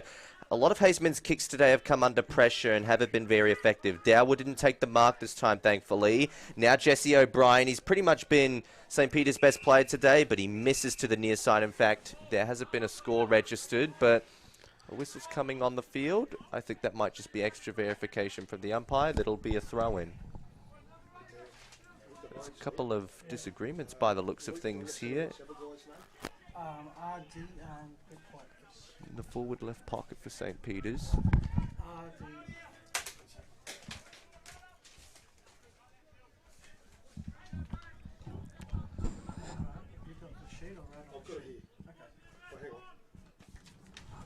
So after a long retrieve of the ball, the umpires finally brought it back to play here. And there will be a throw-in the left forward pocket here for St. Peter's. Not much more to make out of this game. The result is pretty much locked in for a Prince Alfred victory, but maybe one last little trick there from Hugh Hazeman can get them up. I think it's just been touched on the line, though, so only a minor score. That takes the margin back up to 29 points, I believe. Scoreboard currently reads 8 goals, 856 to 12 goals, 1385. Jolly will be kicking it in, and we talked about the versatility of a player like Jolly, who can really play anywhere when he needs to. So he goes further. Spoil landed there by Hugo Kelly, but ball locked up by Campbell Wildman. So team effort there to result in a stoppage. Got a final from Goodwood. The Saints have gone marching in at Goodwood, 14-10-94. Glenunga 6-12-48 turned out to be a 46-point win to the Goodwood Saints, who will play Port District at Largs next week. Glenunga host Prince Alfred. That's our Buddy Bet Division 1 semi-finals. Can tell you North Haven are in the prelim. They've beat Athelston. Just waiting for confirmation that Broadview have beat Sacred Heart for a Sacred Heart North Haven prelim next week in Div 2. Back here to this game, how open? Yeah, everyone's a bit tired, everyone's a bit done. Mitch Larson, I suspect that is. Hopefully I've worked out who these players are without numbers for a while. Turn around, Mitch. It's a bit of particularly high-scoring quarter. I reckon a couple of settlers for Prince Alfred, and so there shouldn't be too much time left. It is Mitch Larson with the ball. 25 minutes gone. Sting's gone out of it. 29 points. This to make it over 30. Probably a margin of this size. Probably not reflective of the closer nature of the game. Larson, there's your dagger. Right down the middle. And Prince Alfred can start to celebrate, if they haven't already, that they will finish top 4 as they have in every season since coming back into Div 1 back about 2015, I think they came back. Did they finish 6th in 2019? That's correct. They finished 6th. St. Peter's, sorry, you're quite correct. Since that 6th place finish, the last 4 years they finished top 4. Will do so again this season. This will be the first time St. Peter's finish outside the top 4. Correct. Since coming up from Div 2, we believe. Kicking around the body there, getting the clearance out, but a whistle comes and it looks like advantage will be paid to the Princes here as Thiele goes out wider. Mitch Larson now, one of the best of the day. Perfect conversion into the forward 50. They haven't run out of steam here, Phil. No. They look like they're ready for next weekend. It's sort of been a little bit like their actual season. Slow start, build momentum, run home strong. Hugo Kelly. Kelly is a marking machine. No doubt about it.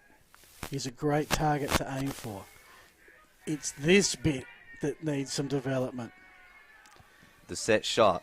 Hugo Kelly launches it from about 40 out, and it's missed to the near side. So the Sportal scoreboard 13-14-92. Prince Alfred, St. Peter's 8-8-56. 36-point margin. 6 goals. It hasn't been a 6-goal game until these last stages. The margin's blown out. It was really the second and fourth quarter where they were run over St. Peter's. I just think they didn't convert as many opportunities in that third to legitimately get back into the game, because otherwise the tone of this quarter could have been a little bit different. Meanwhile, here, De Cesare takes a mark. Trying to get it out of the defense here, Charlie Dowling. He turns around the body. Looks to the far side of the centre square, but it's cut off. Patrick Singleton takes an uncontested intercept mark. And they can play some free uncontested controlling football here, PAC, to finish the game, or maybe try and get a little bit more out of these final few seconds. It doesn't really matter because they will be playing Glenunga next weekend. Oscar Clark chips it a little further, finds Adam Perryman, and that is how the game was written.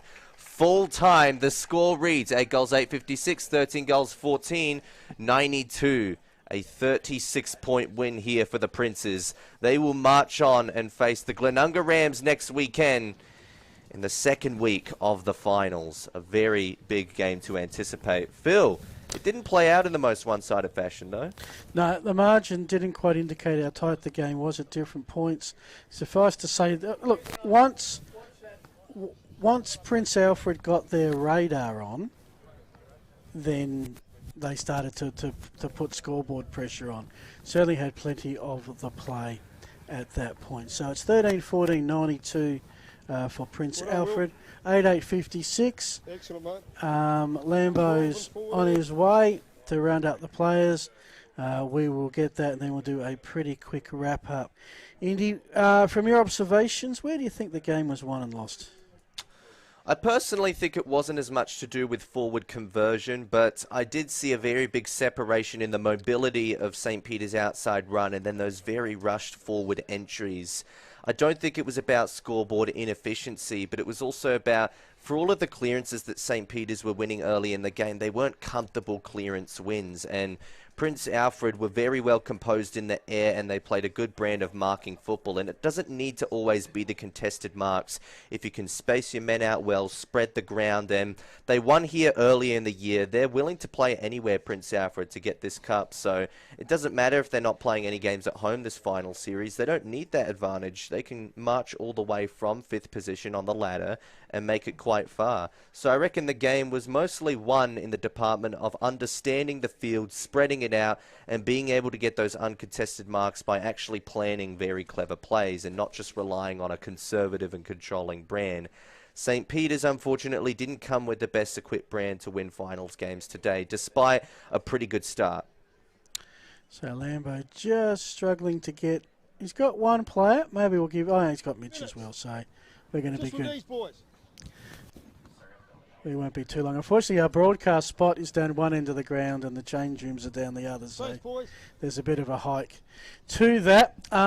Next week, Saturday afternoon, I believe, will be wherever Glenunga are playing, and I'm pretty sure it's going to be Webb Oval, second time in 3 weeks. So it's almost the Prince Alfred Collegians channel at the moment, and as long as they keep winning, I guess we'll keep broadcasting their games. We like to do the elimination match when there's two to choose from, because there's usually just that little bit more at stake in terms of the loser being eliminated. So, Mitch Larson, your best on ground. What was your logic there? Mitch Larson, I kind of called him out as being one of the best on the ground, mostly because I felt like... You got team play here, Mitch Larson. Yep, that's it. What's on the sheet right. is best correct. on ground was Lockie. Okay. Yep, that's correct. And I think I'd be able to justify... Right, you ready? Over to you, Lambo. Okay, what a great win today. Hang on.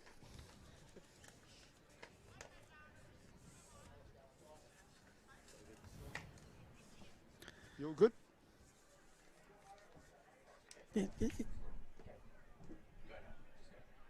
Okay, what a great win today by Prince Alfred. Well done, boys, and best on ground today is number 12 and the captain, Lockie McNamara. Well done, mate.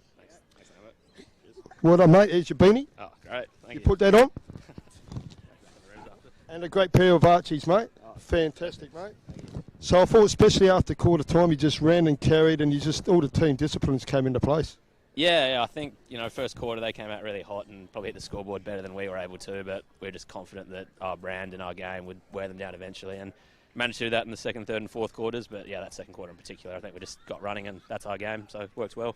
Well, captain, mate, and great stuff. And you got the Rams next week, so all the best there, mate. Great, thank you very much. I'll tell you what, this team player of the day, Mitch Larson, well done, matey. Brought to you by Luke Donaldson and the RD Jones Group, mate. So you've got a voucher there, mate, for Mosley. Well done, Mitchy, and great effort, mate. Yeah, it was good by the boys. Obviously, last week we had a bit of a slip-up, but we've put together a pretty good 2 months of footy towards the back end of the year. So, so it was good to finally get a result, and obviously got to push on to next week and keep winning, so it's good. You do. Unfortunately for the St. Peter boys, they've got Mad Monday now, and that's just part of footy. So congratulations and all the best for next week, boys. Take care, okay? Cheers. Thank you very much. Thank you. Alrighty, thanks for that, Craig. And yeah, we're just technical I think everything went live, which was fantastic. We're not going to stick around too much longer, Indy. Princes go on. Chance still to go back-to-back. I'd reckon they'd probably be favourites at Glenunga based on form and reputation. But the Rams have shown that they can win as well. An early tip for that one, from your perspective? I reckon Prince Alfred, based on their form run today, if they go into that game, probably starting a little bit better than this afternoon, to be completely fair. They'll want to look to come out the gates a little bit sharper than they did today. But if they settle the nerves in the exact same manner, then they will be on their way to a very, very good result next week. And I think Prince Alfred, they've got that premiership DNA about them, which I think the Glenunga Rams have had a super impressive season, and I'll definitely take a look at the replay of their result against Goodwood after this, but I do think that Prince Alfred, just based on experience, will probably come out on top in that game. But the more interesting one will also be Port District, looking to march to their first grand final appearance in Div 1 since the 70s, and the Goodwood Saints are going to be a very big obstacle. Yeah, I'm going to go Port District at home there. I think we've underwritten them a little bit. Defence wins championships. Lambo, final word. Thank you for your stellar work on the boundary today. It's a pity that Jacko wasn't here to witness it. Any final thoughts before we wrap up? Look, great game of footy. Elimination, it's do or die. First quarter's probably all St. Peter's, but after that, it was Prince Alfred who just showed away. And they brought back the form like they did last year, Phil. I mean, they're going to be very hard to beat now. They got the Rams, but just all over the ground, they're running skill, and they lifted their work rate around stoppages. So full credit, well coached. I thought they were very well coached today, and yeah, it was just a really great game of footy, and good commentating by yourself and the young fella today. And I heard Jacko staying in Bali for 5 weeks, so that's life. Well, that would be interesting if that was the case. But yeah, Prince Alfred, the other teams know the Reds are still alive. And Lambo, thank you so much. Thanks for your time. Indy, thank you to yourself for stepping in Jacko's shoes. I don't think anybody could beat Jacko, probably just as well. Great to have you on board, and good luck with your calling through the rest of the season. Yeah, thank you very much, Phil. It was a massive privilege being here today and getting a bit of a taste of finals football at the Adelaide Footy League level. This is my first time actually attending an Adelaide Footy League finals match, so pretty exciting matchup. But yeah, I'm very grateful for the opportunity today. Mate, I don't think it'll be the last. Thank you again. Also to James, to Liam, to Alejandro, the filming footy crew that I was about to say don't see until Alejandro stuck his arm out. Fair enough. Between the posts during the week, Tony Neal and myself will dissect all the chaos that's occurred across the league today. Adelaide Footy League Facebook page for the weekly wrap, the plays of the week, etc., etc. That's where you'll go for all the information. And we will be back next Saturday afternoon with more footy action. I'm Phil Herden on behalf of the crew saying you've been watching the Adelaide Footy League. Thanks to Filming Footy.